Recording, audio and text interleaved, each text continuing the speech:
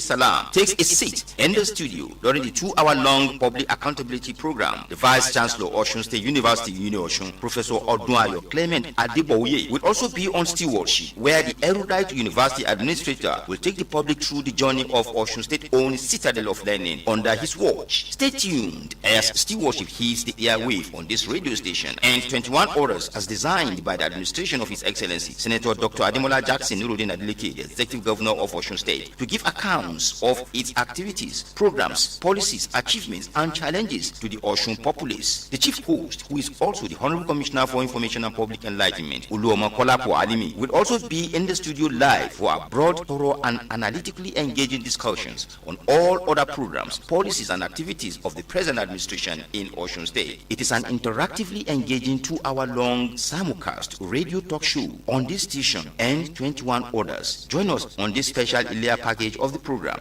this Saturday, 8 to 10 a.m. and you will be glad you did. Stewardship is packaged by the Osun State Ministry of Information and Public Enlightenment.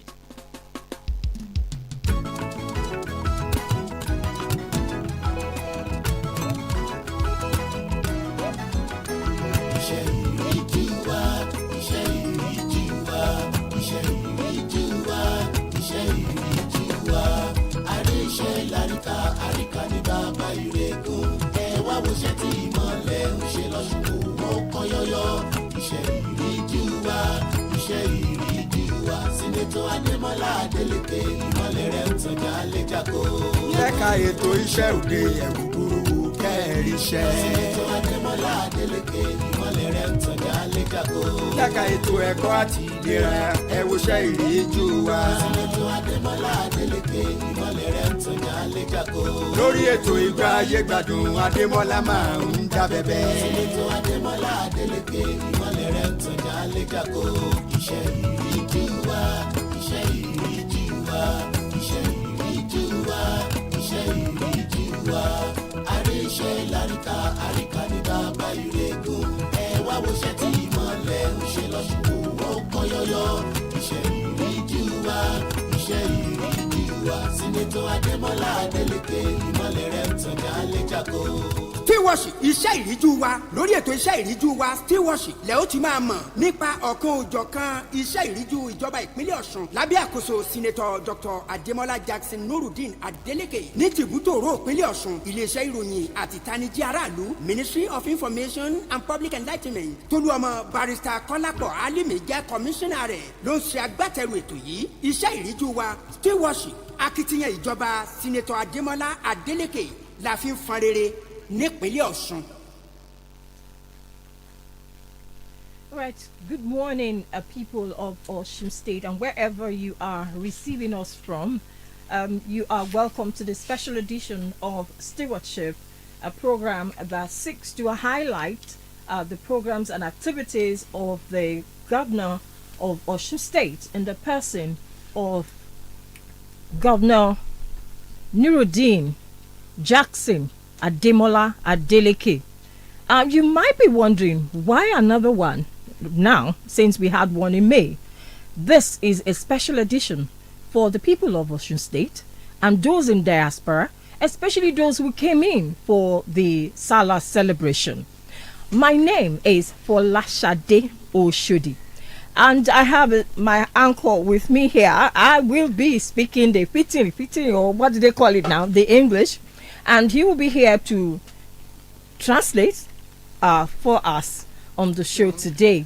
Before we move ahead, let people know who you are. tó ọ̀dà ẹja ṣe báyìí pé ẹ káàárọ̀ ẹ kú ojúmọ́ ní gbogbo ibi tẹ́ ẹ ti ń láǹfààní láti máa tẹ́tí sí wa láàárọ̀ yìí ìkànnì OSBC nílé àwíyé la wà lóṣogbo ṣùgbọ́n tẹ́ ń láǹfààní àti orí ọ̀fẹ́ láti máa tẹ́tí sí wa ní gbogbo àwọn iléeṣẹ́ rédíò tó súnmọ́ yín jùlọ káàkiri nípínlẹ̀ Ọ̀ṣun lónìí láàárọ̀ yìí àbí mo ti gbọ́ tí mo sì mọ̀ ilé rédíò tó 21 lẹ́tì mọ́ gbọ́ wa báyìí nípínlẹ̀ Ọ̀ṣun lónìí tó jálé tó sì jáko àsìkò ọdún ẹ̀mí wọ́sọ̀pọ̀ rẹ̀ láyé àti láàyè ìdẹ̀ra ẹ káàbọ̀ sórí àkànṣe ètò iṣẹ́ ìrújú wa tí ìjọba ìpínlẹ̀ Ọ̀ṣun ṣe agbátẹrù rẹ̀ láti máa fi tó àwọn ará ìpínlẹ̀ Ọ̀ṣun àti ọmọ ìpínlẹ̀ Ọ̀ṣun létí gẹ́gẹ́ bí nǹkan ṣe ń lọ lẹ́lẹ́kajẹ̀ka àti jíyìn àwọn iṣẹ́ ètò ìlànà àwọn àṣeyọrí àti ìpèníjà gbogbo nínú ìṣèjọba tí ń lọ lọ́wọ́ nípínlẹ̀ Ọ̀ṣun ìṣèjọba gómìnà wa Ademola Senator Ademola NURUDEEN Jackson Adeleke láì figbá kan bọ̀ kan nú láì sì fi dúdú pé funfun fún aráàlú. Babatunde Azeez Ọlọ́yẹ̀wọ̀n lórúkọ tèmi láti iléeṣẹ́ Diamond FM ní Iléṣà.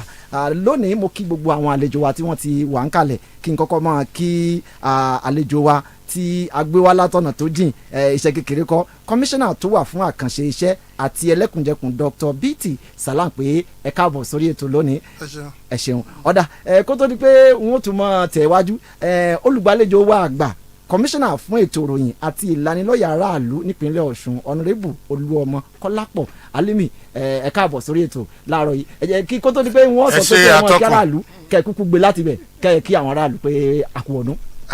Ẹ ṣe atọ́kùn mo kí gbogbo àwọn tí wọ́n bá láǹfààní láti máa gbọ́ wa ní dédé àkókò tá a wà yìí a kí yín pé a kú ọdún especially àwọn tá a jẹ́ mùsùlùmí mo kí wa pé a kú àṣekù ọdún ẹ̀mí wa túbọ̀ ṣe ọ̀pọ̀lọpọ̀ ọdún láyé àti láyé tó dára a kí gómìnà wa aṣíwájú Ademola Adeleke a kí wọn a kí gbogbo àwọn lọ́balọ́ba ní ìpínlẹ̀ Ọ̀ṣun bẹ̀rẹ̀ látòrí bàbá wa olórí aládé onírìṣà ọba Ẹnìtàn Ògúnwùsì mùsíkábíyèsí fúríadé o látọ̀dọ̀ wọn dé ọ̀dọ̀ bàbá wa Ọwá ọ̀dọ̀ bàbá wa Ọ̀ràngún bàbá wa Àtaọ́jà bàbá Tìmì àti gbogbo ọba pátápátá káàkiri ìpínlẹ̀ Ọ̀ṣun a kí yín ẹ kú ìfọwọ́sowọ́pọ̀ pẹ̀lú ìjọba Ademola Adeleke a dẹ̀ kí àwọn olórí ẹ̀ṣọ́ aláàbò tí wọ́n ń bá wa pèsè security a kí yín lọ́pọ̀lọpọ̀ bẹ̀rẹ̀ látòrí ọ̀gá àwọn sójà a kí wọn a kí àwọn ọ̀gá àwọn ọlọ́pàá a kí wọn a kí ọ̀gá civil defence a kí wọn a kí ọ̀gá NDLEA ọ̀gá FRSC gbogbo olórí aláàbò pátápátá tí ẹ jẹ́ kí ìgbà dàrú mọ́ wa lọ́wọ́ nípínlẹ̀ Ọ̀ṣun tí ìpínlẹ̀ Ọ̀ṣun fi jẹ́ ibi tí àlàáfíà ti jọba jù ní gbogbo orílẹ̀-èdè Nàìjíríà a dúpẹ́ lọ́wọ́ yín a kí àwọn àmọ̀tẹ́kùn náà látòrí àwọn ọ̀gá wọn pátápátá níbi tó dé ẹ kú iṣẹ́ takuntakun àwa dúpẹ́ lọ́wọ́ gbogbo àwọn iléeṣẹ́ rédíò tí wọ́n ń bá wa fọwọ́sowọ́pọ̀ iléeṣẹ́ rédíò 21 ló wà ní ìpínlẹ̀ Ọ̀ṣun lásìkò yìí gbogbo wọn ni wọ́n dẹ̀ ń bá wa fi ọwọ́ sowọ́pọ̀ ètò yìí jẹ́ ètò pàtàkì tí a design ètò eléyìí ò ń ṣe ètò òṣèlú rárá ètò ìjábọ̀ ìjọba iṣẹ́ ìjọba fún gbogbo àwọn aráàlú ni la fi pè ní stewardship Yorùbá rẹ̀ ní iṣẹ́ ìríjú wa kì í ṣe ìrújú ìríjú wa that is bí wà tí yẹn ń jábọ̀ nǹkan ìtumọ̀ rẹ̀ nìyẹn a dúpẹ́ lọ́wọ́ gbogbo iléeṣẹ́ rédíò yẹn bẹ̀rẹ̀ látòrí iléeṣẹ́ OSBC dérí gbogbo rédíò tí wọ́n ń bá wa gbé a padà kà wọ́n síta láìpẹ́ torí yìí ní kẹ́ni lè ṣe mí ní a dúpẹ́ lọ́wọ́ wọn fún àwọn tí wọ́n bá ń gbọ́ wa fún ìgbà àkọ́kọ́ gómìnà wa fọwọ́ sí ètò yìí pé ká máa ṣe pé ká lè bá a máa fi jábọ̀ fún àwọn èèyàn ibi tí ìjọba bá iṣẹ́ dé kí àwọn èèyàn sì lè ní àǹfààní láti lè sọ ọ̀rọ̀ lórí ìṣèjọba àti ibi tó bá rú wọn lójú bí ètò yìí bá ti ń lọ lọ́wọ́ tó bá yá àwọn atọ́kùn á máa béèrè ọ̀rọ̀ àwọn àlejò á máa dáhùn èmi náà wà níbi ilé tí wọ́n bá béèrè lọ́wọ́ mi náà èmi náà lè dáhùn ṣùgbọ́n tó bá wá tó àsìkò kan tí ó bá ti ń lọ bí wákàtí kan àti nǹkan kan sìn àwọn tó wà nílé náà máa láǹfààní láti pè a fẹ́ kí ẹ sọ ibi tí ìjọba dé lọ́dọ̀ yín tí ìjọba bá ṣe tó dáa a fẹ́ kẹ́ ẹ sọ ibi tí ẹ bá rí pé ó kù díẹ̀ káàtó a fẹ́ kẹ́ ẹ sọ ìjọba eléyìí ò kì í ṣe ìjọba onírọ́ tó fẹ́ dọwọ́ bò nǹkan kan so ẹ máa láǹfààní láti pè wọlé káàkiri gbogbo ìpínlẹ̀ Ọ̀ṣun a fẹ́ sì yẹn fún at least fún bíi 35 minutes la fẹ́ káwọn èèyàn fi pè a dẹ̀ fẹ́ kí ẹni tó bá pè kó gbà wá lásìkò èèyàn kan ìṣẹ́jú kan tàbí ìṣẹ́jú àbọ̀ ìṣẹ́jú sóyà ọ̀pọ̀lọpọ̀ èèyàn wọn á lè pè ẹlẹ́ẹ̀kan sí mo kí gbogbo àwọn ọmọ wa bàbá wa ìyá wa àwọn ẹ̀gbọ́n wa káàkiri ìpínlẹ̀ Ọ̀ṣun lórúkọ gómìnà especially gbogbo àwọn tí wọ́n wálé ọdún láti wá ṣe ọdún afẹ́kẹ́ rìn káàkiri kẹ́ẹ̀rí iṣẹ́ ribiribi tí gómìnà Ademola Adeleke ń ṣe adúpẹ́ lọ́wọ́ yín o ẹ ṣé ẹ̀yin atọ́kùn ẹgbẹ́ láti bẹ̀. tó ọ ṣeun ohun honourable Olúọmọ Kọ́lápọ̀ Alimi náà lẹ́tí gbọ́ Fọláṣadé ọ̀yá ìwé ìrẹ̀wò la ní fún bàbá kó tó di pé àmọ̀ sí. All right, you just listened to the Commissioner for Information and you've heard he's welcomed all of you, especially those of you who just came in from outside of the state. Those who came in for the Salah. By the way, Barka de Salah to all of you out there. All right, but you have not given me. No, we'll talk about that. We'll talk about that after the program. All right, now let's hit the ground running. I will like to direct my question first to the Commissioner for Special Duties. It's like you are the eye and the leg and the hands of the governor of the state. So if he's not here, he's also here. Now, let me start from you, sir. The bridge, the one at Okefia. I was around that area yesterday, and it's looking, I don't know, I don't want to sound patronizing, but the question is, when are we expecting it to be commissioned? Thank you so much. Before you go on, sir, the Lameko Bridge seemed to be foot dragging. What's the problem? Now, for the first question, I want to say that that of the first bridge you're talking about, the engineers, they are here, and the PAS, precisely, we've given the contractor the end of this month to complete the bridge. And that of Lameko will be completed by July, by the special grace of God. Okay. No, that's it. So and when you get there, you know how serious people working there are really doing. And His Excellency has given us a directive and has instructed us that those bridges should be completed by the first one by July, that of Lameko, by the special grace of God. All right. The people of Osun are taking note of that. Bẹ́ẹ̀ni wọ́n ti fẹ̀yìn olè bẹ́ẹ̀ ti wí. Lórí ìbéèrè tí Fọláṣadé béèrè yìí ni ìbéèrè eléyìí náà ti wá táwọn èèyàn ń béèrè pé iṣẹ́ àkànṣe ń lọ káàkiri nípínlẹ̀ Ọ̀ṣun. Kò fẹ́ẹ̀ sí ìlú tí ò fẹ́ẹ̀ sí àkànṣe ńlá ta nípè ní sí ojú ọ̀nà lóríṣiríṣi tí gbogbo ẹ̀ sì ń lọ ní sísẹ̀ǹtẹ̀lé bíi ti ń lọ ní Iléṣà, bẹ́ẹ̀ ni ń lọ ní Ilé-Ifẹ̀, bẹ́ẹ̀ ni ń lọ l'Óṣogbo, bẹ́ẹ̀ ni ń lọ l'Ẹ́dẹ́, bẹ́ẹ̀ ni ń lọ n'Ìwó, bẹ́ẹ̀ ni ń lọ láwọn ìlú káàkiri. Ní táwọn èèyàn wá ń béèrè ni pé àwọn iṣẹ́ yìí ń lọ lọ́wọ́ kan náà ó ní gbèdéke ìgbà tíṣẹ́ yìí ó parí àbí a kàn máa tẹ̀lé lọ bẹ́ẹ̀ díẹ̀ náà ní ìdíjọ́ tọ́lọ́mùbá tó ní yóò tó ṣeé ṣe àbá fi dìgbà tí a bá padà wọ tí ìjọba ìbá padà tún wọlé. ẹ ṣeun atọ́kùn ṣe rí gbogbo iṣẹ́ tá a gbé jáde ló ní gbèdéke ìgbà tí kọ̀ǹtráktọ̀ gbọ́dọ̀ sọ pé òun ti parí ẹ̀ nínú ìwé tá a jọ ní ládéhùn ó ní gbèdéke àǹtí gbogbo wọn àti ìlò ìgbà wọn tán wípé tá a fi sọ pé òun ti parí iṣẹ́ rẹ̀ o àǹdẹ̀ tí ò bá parí nígbà tó yẹ kó parí àfi tó bá pé ó ní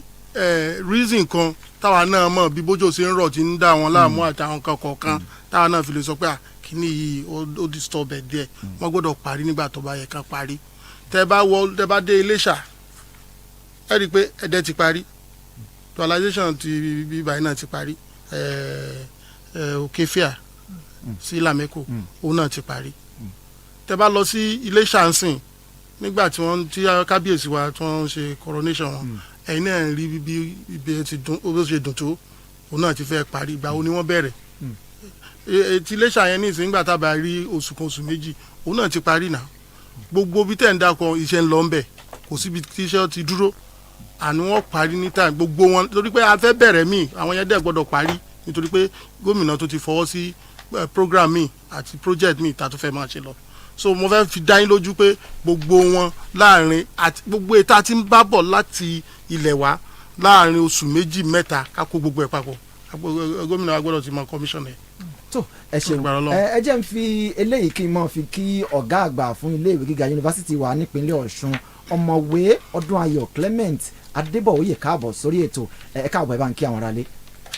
ẹ káàárọ̀ mo kọ́kọ́ gbọ́dọ̀ tọrọ àforíjì pé mo pẹ́ díẹ̀ kí n tó dé ọ̀tọ̀ ní iléeṣẹ́ rédíò tí mo kọ́kọ́ lọ mo tún ẹ̀ṣẹ̀ wá lu orí ní pọ́npọ́ padà wá síbí ni ẹ má bínú mo kí gbogbo àwọn aráalé o pàápàá jùlọ gómìnà ìpínlẹ̀ Ọ̀ṣun aṣíwájú Edeland gómìnà Ademola NURUDEEN Jackson Adeleke igbákejì gómìnà gbogbo àwọn èèyàn wa nípínlẹ̀ Ọ̀ṣun àwọn lọ́balọ́ba àwọn agbófinró gbogbo àwọn òṣìṣẹ́ ìjọba ẹ̀yin rédíò gbogbo yín la kí wa kú ọdún o ẹ̀mí àṣàmọ́dún o ọdọọdún la àróró gbọ́ ọdọọdún la àráwùsá ọdọọdún náà ń rọ́mọbì lórí àtẹ o ọdọọdún la máa wà o ẹ ṣé. àdúpẹ́ Fọláṣadé jẹ́ mú látọ̀dọ̀ rẹ̀ jẹ́ ìbéèrè àkọ́kọ́ tí mo kọ́kọ́ fẹ́ ní fún ọ̀gá wa náà ni pé yunifásitì Ọ̀ṣun ó ti gbẹ̀rẹ̀gẹ̀jigẹ̀ ó ti gbòòrò ó sì wà káàkiri àwọn ìlú lóríṣiríṣi tí àwọn èèyàn sì ń ṣe dáadáa láti bẹ̀ ipa wo níjọba ń kó láti rí i pé àwọn ẹ̀kọ́ kan tí wọn ò tí ì gbàṣẹ gbòǹtẹ̀ ìjọba gbogbo ẹ̀ bẹ̀rẹ̀ sí ní gbàṣẹ gbòǹtẹ̀ ìjọba ní yunifásitì Ọ̀ṣun ipa wo níjọba ń kó tí iléèwé yìí náà sì ń sapá láti rí i pé gbogbo àwọn kọ́sì tá a lè pè ní accreditation ipa wo ni wọ́n ń kó láti rí i pé léyìí ó ṣeé ṣe lásìkò. ẹ ṣé olóòtú ìbéèrè tó dára lẹ béèrè tí a bá ní parọ́ tí èèyàn ò bá ní ṣe wà ní kó ṣeun tí èèyàn bá ń ṣe èèyàn àní sọ kó ṣe èèyàn ìjọba ìpínlẹ̀ Ọ̀ṣun ti gbìyànjú ní ilé ẹ̀kọ́ gíga Ọ̀ṣun State University ní Òṣogbo ń bí àti gbogbo ẹ̀ka mẹ́fẹ̀ẹ̀fà àtààbọ̀ tó wà káàkiri ìpínlẹ̀ Ọ̀ṣun tí n bá ní kí n máa là á lẹ́sẹẹsẹ ó gùn díẹ̀ ṣùgbọ́n a gbọ́dọ̀ má sọ ìkíní ni pé nígbà tí gómìnà dé a gbìyànjú láti sọ pé ilé ẹ̀kọ́ yìí ẹ jẹ́ káwọn ọmọ máa gbé inú iléèwé. ẹ̀yin àǹkọ fíìsì ẹ̀fọ́ àṣẹjú kan àwọn tó wà ní ìlú Mọ́kà wọ́n fẹ́ pè wọlé. hello àwọn tó wà ní Saudi Arabia. láti ìpínlẹ̀ Ọ̀ṣun. láti ìpínlẹ̀ Ọ̀ṣun. hello. We have people who are in Saudi Arabia right now. We have them online. We want to hear from them. The welfare. Hello. How the Hajj is going. Hello. ẹ mọ bọ́ọ̀rọ̀ ilé ẹ̀kọ́. nẹ́tíwọ̀kì ló dàbí ẹni pé kò tí ì ṣe dáadáa tó bá ti farabalẹ̀ á gbìyànjú àti gbé wọn wọlé padà wá láwọn tí jẹ́ pé wọ́n lọ láti ìpínlẹ̀ Ọ̀ṣun tí wọ́n wà ní Saudi tí wọ́n ń ṣiṣẹ́ hajj lọ́wọ́lọ́wọ́ kí wọ́n lè ṣàlàyé bíjọba ṣe rí dájú pé ìyà kankan ò jẹ wọ́n àbùkù kankan ò sì kàn wọ́n wọ́n lọ láyọ̀ wọ́n sì bọ̀ láyọ̀ lálàáfíà ara ẹ má bínú pé àdàmú yín lẹ́nu ọ̀gá àgbà ọ̀yá ẹ bá wa ṣàlàyé lọ wájú. gẹ́gẹ́ bí mo ṣe ń sọ. hello. ẹ máa bọ́rọ̀ yín lọ. ẹ káàárọ̀ Kọ́lápọ̀ Alimi ló ń sọ̀rọ̀ ẹ wà lórí rédíò gbogbo Ọ̀ṣun dẹ̀ ń gbọ́ yín.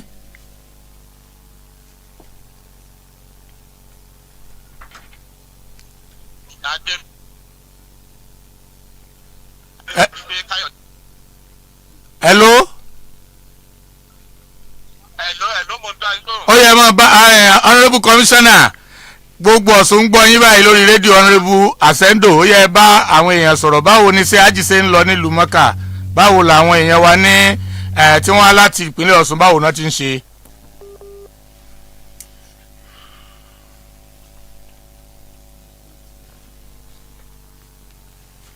ẹ ló àgbọ̀ yín mọ́ o. ẹ mọ̀ bọ́rọ̀ yín lọ ẹni kọ́ bóyá kẹ́pẹ́ ní normal life.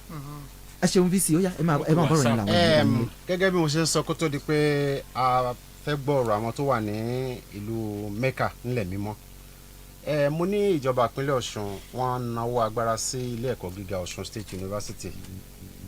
ìkíní ni pé gbogbo àwọn academic programs bachelor masters PhD tó wà ní uni Ọ̀ṣun gbogbo wọn náà ní kíní kan tá à ń pè ní full accreditation kò sí ètò ní partial accreditation àwa ò wọn deny wa accreditation rí. èkejì ni pé nígbà tí gómìnà dé a sọ fún wọn pé ilé ẹ̀kọ́ yìí kò sí ibi táwọn ọmọ máa gbé a dẹ̀ ń gbìyànjú so níta kọ́kọ́ ṣe fún wa fíìsì ẹ bá fún fún ìrànlọ́wọ́ tí wọ́n ṣe fún wa lórí ọ̀rọ̀ hajj ọdún yìí nípa ìkúnlọ́wọ́ àti àwọn owó ribiribi tí wọ́n gbé kalẹ̀ láti máa tọ́jú àwọn èèyàn wa ni láti sanwó fún wọn láti fún wọn lọ́wọ́ lọ́jọ́ àràfà owó ẹ̀bùn tán fún wọn àti many other things tán ṣe báyẹn so far so good kò sí wàhálà kankan a dúpẹ́ lọ́wọ́ Ọlọ́run ní agbára Ọlọ́run ọ̀la làákùn ní mìíràn tá padà sí Mọ́kà láti lọ́ọ́ máa palẹ̀ máa ti máa wá sí Ọ̀ṣun padà.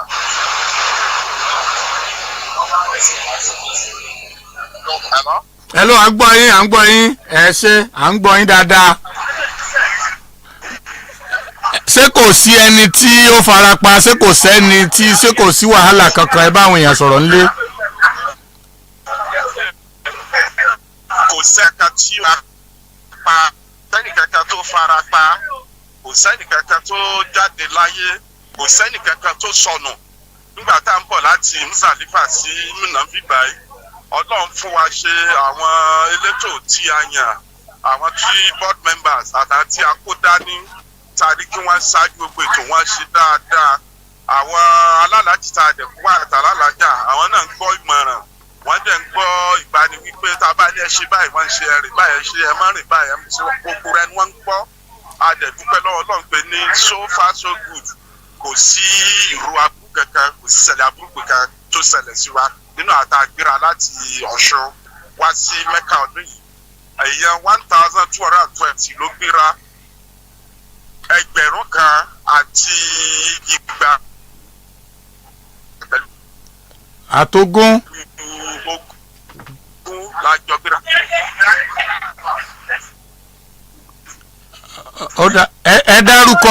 ẹ dárúkọ yín fún àwọn aráalé kan lè mẹni tí ń bá wa sọ̀rọ̀.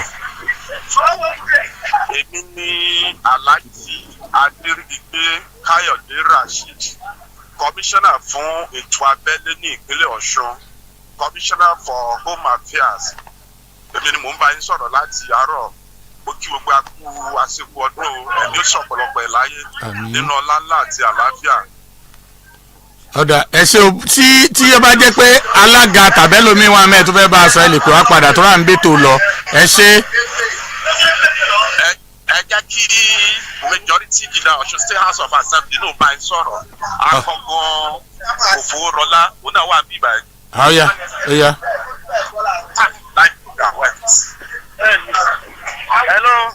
hello honorable ẹ bára lé sọ̀rọ̀. olóòtú ẹ kú iṣẹ́ ọ̀nà ìbábá kílé ló ń sọ̀rọ̀ NURUDEEN majority leader. ok láti ilé ìgbìmọ̀ aṣòfin nípínlẹ̀ Ọ̀ṣun. ẹ ṣe. a kí gbogbo ilé o ṣé àlàáfíà nílé wa o báwo ni gbogbo ìpínlẹ̀ Ọ̀ṣun o. gbogbo wọn ń dá yín lóhùn gbogbo ìpínlẹ̀ Ọ̀ṣun ń gbọ́ yín wọ́n ń gbọ́ yín. ìpínlẹ̀ Ọ̀ṣun ní bàjẹ́ gbogbo àdúrà tá a ṣe fún ìdàgbàsókè ìpínlẹ̀ Ọ̀ṣun lágbára Ọlọ́run mú wọlé àṣẹ o. eléyìí tá a ṣe fún ìdàgbàsókè ìlú Nàìjíríà Ọlọ́run mú wọlé àṣẹ Ọlọ́run àṣẹ ní àdúrà tó ti gbà ká tó ṣe o. ní agbára Ọlọ́run àní ogun nílùú Ọ̀ṣun àní ogun ní orílẹ̀-èdè Nàìjíríà lágbára Ọlọ́run. ẹ ṣé o ayọ̀ lẹ́bàá lé o ayọ̀ tẹ́ fi wá sí lẹ́bàá wa o ẹ ṣé. àmì ẹ kú ètò. tó ohun Alhaji Adeleke Káyọ̀dé Rasheed àti akọgun Kòfórọlá tí wọ́n jẹ́ majority leader nínú ilé náà lẹ́sẹ̀ṣẹ̀ gbọ́tán láti ìlú Saudi Arabia ní Mẹ́kà níbi tí wọ́n ti ń ṣiṣẹ́ hajj yìí àwọn ni wọ́n ṣíwájú àwọn ọmọ ìpínlẹ̀ Ọ̀ṣun lọ sí ìlú hajj ẹ sì gbọ́ gbogbo ipa ribi tí ìpínlẹ̀ Ọ̀ṣun kó nípa ìrìn àjò hajj tí wọ́n rìn yìí wọ́n sì ṣàlàyé pé kò sí láburú kankan kò sí làlúrí kan tó ṣẹnìkan àlàáfíà ni gbogbo àwọn wà kò sẹ́nìkan tó kọjá ààyè rẹ̀ kò sí sẹ́nìkan tó bó kọ́ ọmọ ìpínlẹ̀ Ọ̀ṣun jẹ́ lọ́hùn wọ́n tún sọ fún wa pé àwọn fàdúà ránṣẹ́ sórílẹ̀-èdè Nàìjíríà sí ìpínlẹ̀ Ọ̀ṣun ní pàtàkì láti rí i pé gbogbo nǹkan ó lọ bó ti yọ lọ gbogbo nǹkan sì bọ́ sí déédéé láṣẹ Ọlọ́run àdúrà tó ti gbà Ọlọ́run ó ṣe gẹ́gẹ́ bí wọ́n ti wí Fọláṣadé Òǹdà. Yes, you just heard the voice of the representative of the Osun State contingent to Hajj this year, Alhaji Adeleke Káyọ̀dé Rasheed and Akogun Kolawole, the majority leader of the House of Assembly here in Osun State. And he has given us good news concerning the people who are performing the Hajj this year. We thank God for that. He told us that everybody, they are doing well, they are doing well, and he has also appreciated the governor of the state in the person of His Excellency the Governor NURUDEEN Jackson Adeleke. And of course now we will come back to the professor before we move forward. We just have to, because this is a special edition. And it's because of those who are coming from all over. I must say that for the first time, maybe because around this time around, I saw a lot of people coming into Osun State, and it really depicted the Ileya. People really came home, and we thank God for bringing them back. We thank God for those who are in Arj right now. They will reconnect with us in one piece. But let's go back to the Professor Sir. Professor Sir. Yeah. All right. You were saying some things before we had to pick the call, because that also is very, very important. Yeah. You are giving us highlights of what has been going on in your watch, as the VC of Osun State University. Yeah, thank you very much. For the listening pleasure of our people at home, we like to speak Yoruba so that people can get the core of the message. So, not that I cannot speak very well. Of course.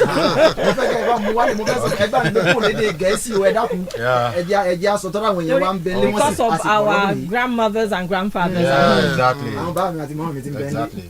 Gẹ́gẹ́ mo ti ń sọ kí ó tó di pé àwọn èèyàn wa nínú àwọn gbójú afẹ́fẹ́. Nígbà yẹn à ń wò pé ká increase ilégbèé àwọn ọmọléèwé nítorí pé ó dára káwọn ọmọléèwé ká máa gbénu iléèwé. And láàrin oṣù mẹ́fà a gba ìfọwọ́sí gómìnà pé ká lọ kọ́ hostel tó máa gba 450 ọmọ lẹ́ẹ̀kan náà. A sì parí ẹ̀ láàrin oṣù mẹ́fà. Ní oṣù keje ọdún 2023 ní gómìnà wa commission lé yẹn hostel yẹn ní Òṣogbo campus ní bíbáyìí. Nígbà tí a fẹ́ ṣe accreditation program wa kan tá à ń pè ní Bachelor of Medicine, Bachelor of Surgery, ibi tá a ti ń kọ́ àwọn dókítà agúnnilábẹ́rẹ́, àwọn dókítà onímọ̀ ìwòsàn, ibi tá a ti ń kọ́ wọn ní ẹ̀kọ́. Àwọn onígbàánu ètò ẹ̀kọ́ yẹn wọ́n ń pè wọ́n ní Medical and Dental Council of Nigeria. Wọn ò gbàgbẹ̀rẹ̀, wọn kì í gbọ́ àlàyé nítorí pé tí nǹkan tán fẹ́ wò tí ò bá ti pé wọ́n máa gbégi lé program yẹn ni. Kò sí ẹni tó lè bẹ̀ wọ́n. Mo ké gbàjarè lọ bá gómìnà. Gómìnà, wàhálà kan ń bọ̀ o. Báyìí ni pé a ní ilé kan tá a ní ìdínlẹ̀ níbi tó ń pè ní professorial offices. Àwọn ń gbà yẹn pé ṣáà lè kọ́ mi báyìí. Ilé kan bẹ ní College of Medicine wa tán ti kọ́ síbẹ̀ láti nǹkan bíi 2005 tí wọn ò parí ẹ̀. Igi ńlá láti wù sínú ẹ̀. Mo wá wò pé kí la lè ṣe, bóyá jáwó bá ti lè ṣe léyìí bí ó bá ṣe ṣe tá a bá ṣe structural integrity test yẹ tó bá ṣe wà òkè tó bá ṣe dáa ìgbà tá a ṣe a rí pé ó ṣe ẹ̀mí ẹ̀ ṣe rà padà. So gómìnà fún wa ló wá parí ilé yẹn 57 office complex ni ẹni tó bá débẹ̀ ń sìn rẹ̀ gèdè lórí.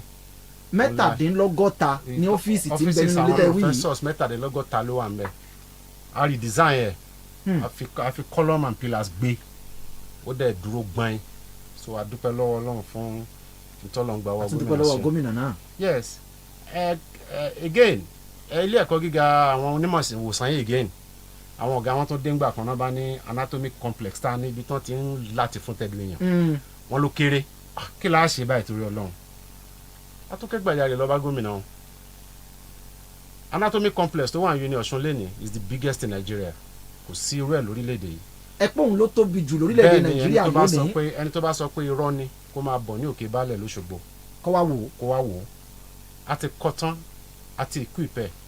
Bá a ṣe ń sọ̀rọ̀ àti ẹ̀ ti ń kókù síbẹ̀ a dẹ̀ ti ń kó àwọn ọmọ ẹlẹ́kọ̀ọ́ láwòkú láfúnlẹ̀dọ̀ nínú ẹ̀. Bá a ṣe ń sọ̀rọ̀ lọ́wọ́ yìí oṣù 8 péré la fi kọ́ ní Yunifásitì ìpínlẹ̀ Ọ̀ṣun. À ń pè ní Isiaka Adétúnjì Adeleke Anatomy Complex. Ó wà ń bẹ̀ fún gbogbo ojú láti rí. Láti rí kì í sí tó pamọ́. Bẹ́ẹ̀ ni.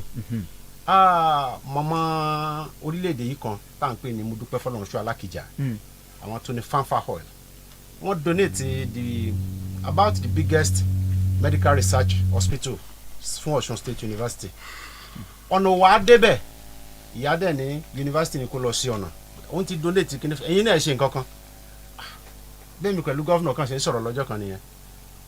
Làbá sọ̀rọ̀ débẹ̀ náà ọ̀nà lásán. Kí ni bàbá ránú fún èèyàn sọ̀nà? Láàrin oṣù 7 a ṣe 1.7 kilometres road yẹn de dual carriageway. Ó wà ń bẹ́ẹ̀ ń sìn nísàlẹ̀ Ọ̀ṣun. Ojú ọ̀nà yẹn dojúkọ university. Ẹni tó bá sọ pé irọ́ ni. Kó tún lọ wò ó. A ti parí a ti ta ẹ̀ a ṣetán láàrin oṣù méje àtàbọ̀ ó ti wà ń bẹ̀ ń sìn à ń dúró kí family àwọn alákejì kó fún wa lọ́jọ́ tá a fẹ́ sí hospital yẹn ni iṣẹ́ mẹ́rẹ̀ẹ́rẹ́ ni contractor tó bá wa ṣiṣẹ́ yẹn ló ṣe síbẹ̀. tí n bá ní kẹ́ ẹ mọ̀ ká gbogbo kìíní tẹ̀yìn wí yìí lọ a ní kú òǹbí lónìí o. ó ní ó yẹ kí n ka fún yín o. nǹkan mi sì pọ̀ tá tí mo sì fi tá a ẹ jẹ́ kí n ka fún yín. ẹ kà ẹ padà ká ẹ jẹ́ mú eléyìí mọ́ bẹ́ẹ̀ tí ń mu lọ yìí náà kẹ́ ẹ máa fi eléyìí náà bọ́. torí àwọn èèyàn ń béèrè pé àwọn iṣẹ́ ribiribi tí gómìnà ń ṣe lórí ọ̀rọ̀ à ń ṣe àwọn ilégbèé à ń ṣe àwọn yàrá àkàwé à ń ṣe àwọn họ́ọ̀lù tí wọ́n ti máa ṣèdánilẹ́kọ̀ọ́ àtàwọn nǹkan wọ̀nyí bó o ní ètò tá a lè pè ní welfareism àwọn olùkọ́ tí wọ́n ń kọ́ ọ̀yàn àtàwọn tí wọ́n ń ṣiṣẹ́ nínú iléèwé tí wọ́n ń ṣe olùkọ́ teaching and non-teaching staff tó jẹ́ ti iléèwé yìí ìgbìyànjú wo ni ìjọba ìpínlẹ̀ Ọ̀ṣun ń ṣe láti rí pé ilé ayé dẹ̀ wọ́n lọ́rùn láti gbé. Before you go on, sir, let me add one more to what he had just asked you right now. Because of your multi-campuses, they are located everywhere, Ejigbo, Ifetedo, Ipetu, Ikire, and others like that.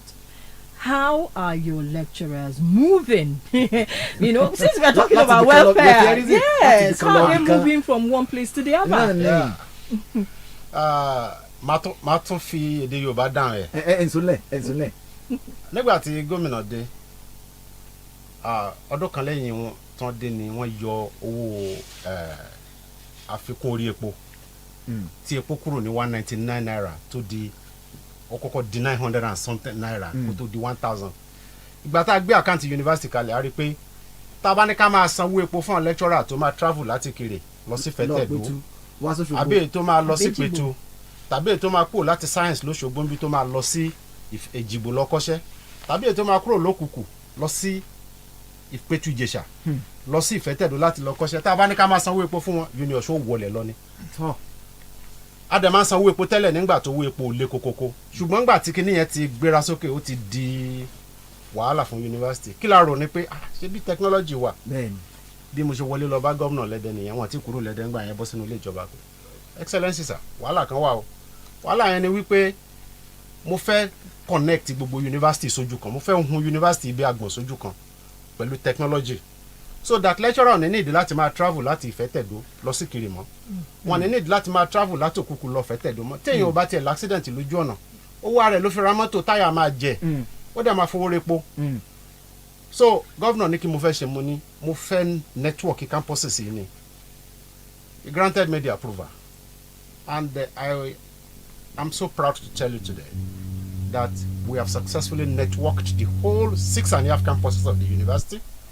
Lectures are delivered real time, downloadable, so that students who did not grasp a particular aspect of the lecture in the class could go back to the university portal and download the lecture and watch it live.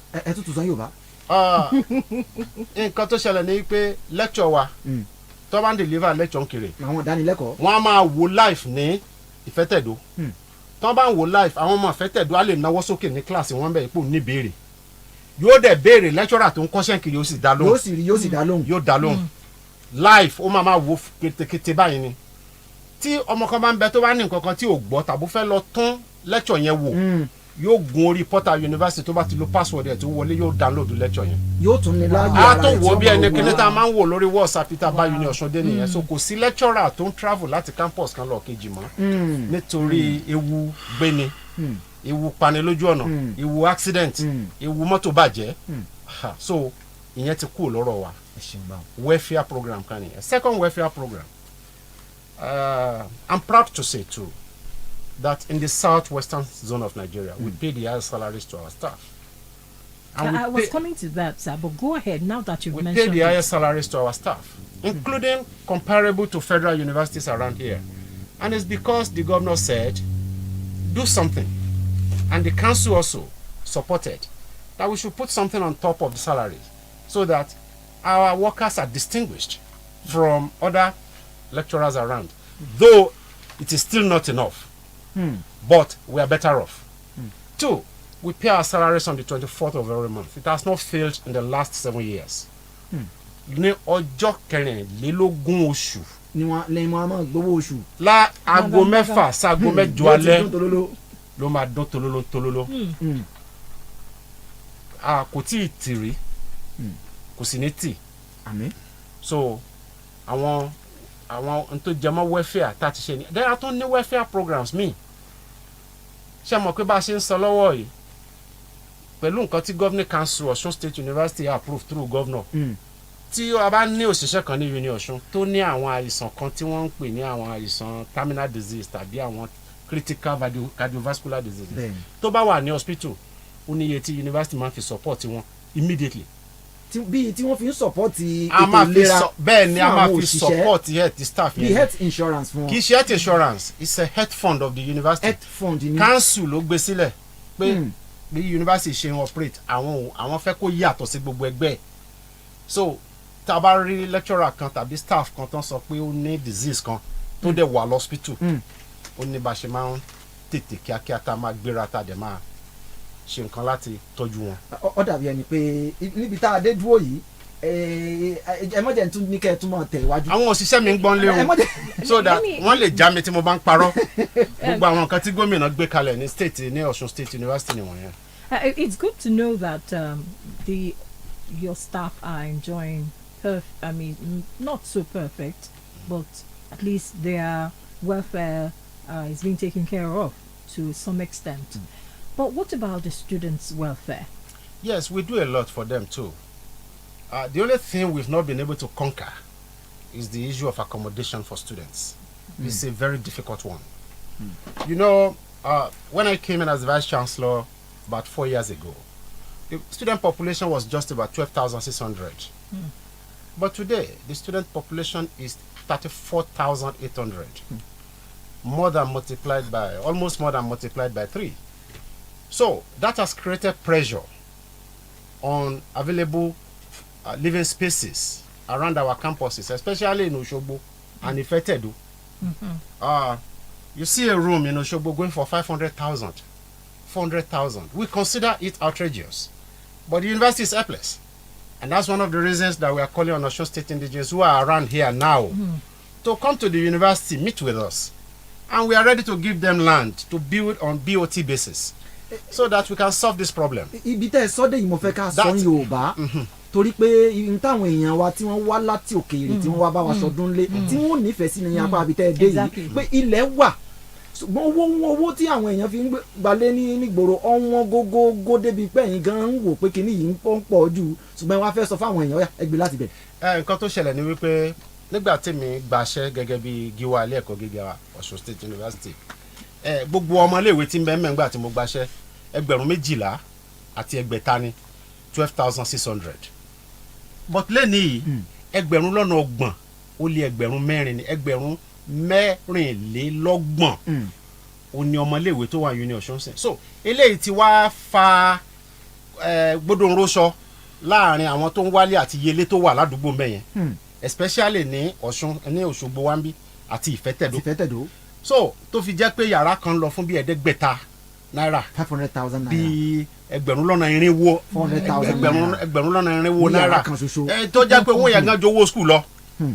So àwa ń bẹ àwọn èèyàn wa tó wálé àwọn tọ́lọ́run ṣẹ́gi ọlà fún àwọn oníṣòwò ńláńlá wọ́n wá rí wa ní yunifásitì yìí pàápàá jùlọ ní Òṣogbo campus àti Ìfẹ́tẹ̀dó so that tán bá lè kọ́ ẹni tó lè kọ́ 50 rooms 4 students per room ẹni tó lè kọ́ 30 gbogbo bí tá a bá ti máa wá ilẹ̀ a lọ wá fún wọn nínú campus so that wọ́n á lè bá wa kọ́lé fáwọn ọmọ ẹ̀ apá yunifásitì ò ká mo gbọ́dọ̀ sòótọ́ pápá yunifásitì ò lè ká tá a bá ní ká máa kọ́ àlè kò sí bí a ṣe fẹ́ campuses 6 àtàbọ̀ káàkiri ìpínlẹ̀ Ọ̀ṣun yìí ó lágbára díẹ̀ fún wa. tó ìdókòwò ńlá kan tún rèé fún gbogbo ẹ̀yin tọ́lọ́run bá ṣẹ́gi ọlà fún kẹ́yìn náà bá a darapọ̀ mọ́ ìjọba ìpínlẹ̀ Ọ̀ṣun láti dókòwò sínú inú yunifásitì Ọ̀ṣun yìí léyìí tó sì jẹ́ pé àwọn ọmọ yóò máa jàǹfààní ẹ̀ ẹ̀yin náà àbálò àbábọ̀ ẹ̀ máa jàǹfààní ẹ̀ nínú àpò yín bó ti rí rèé Fọláṣadé ẹja tún tọkọ sọ́dọ̀. ẹ̀kọ́ tó di pé we will go to now you are making me to speak Yoruba. Now before we will allow you to just take a breather, I want to ask this question. Benjamin Franklin opined that, and I quote, an investment in knowledge pays the best. Now, Professor Sir, on May 20, 2025, the university held its first ever, lecture with annual lecture. Yes, the annual lecture, interrogating funding of education, global versus Nigerian perspective. And we had in attendance the former Speaker of the House of Assembly, Honorable Femi Gbajabiamila, the House of Rep. House of Rep. Thank you, sir. Honorable Femi Gbajabiamila, now the Chief of Staff to the President of the Federal Republic of Nigeria. What informed the lecture after so many years? University has tradition. And having worked for so many years abroad, that is what I have seen happening in universities. It's always a great day for us, going for annual lecture of the university. And you don't just bring anybody to come and talk rubbish. You bring someone in the core of the body politic, in the core of decision making. And that's why we brought Gbajabiamila. So that's why we are trying to build into the system a culture of annual lecture. You could see the way the lecture went viral. It went viral all over the world. And that is the essence. To catapult the society to better height and to challenge people to start thinking about a particular subject matter. So that's just the idea. It's a university culture, globally known.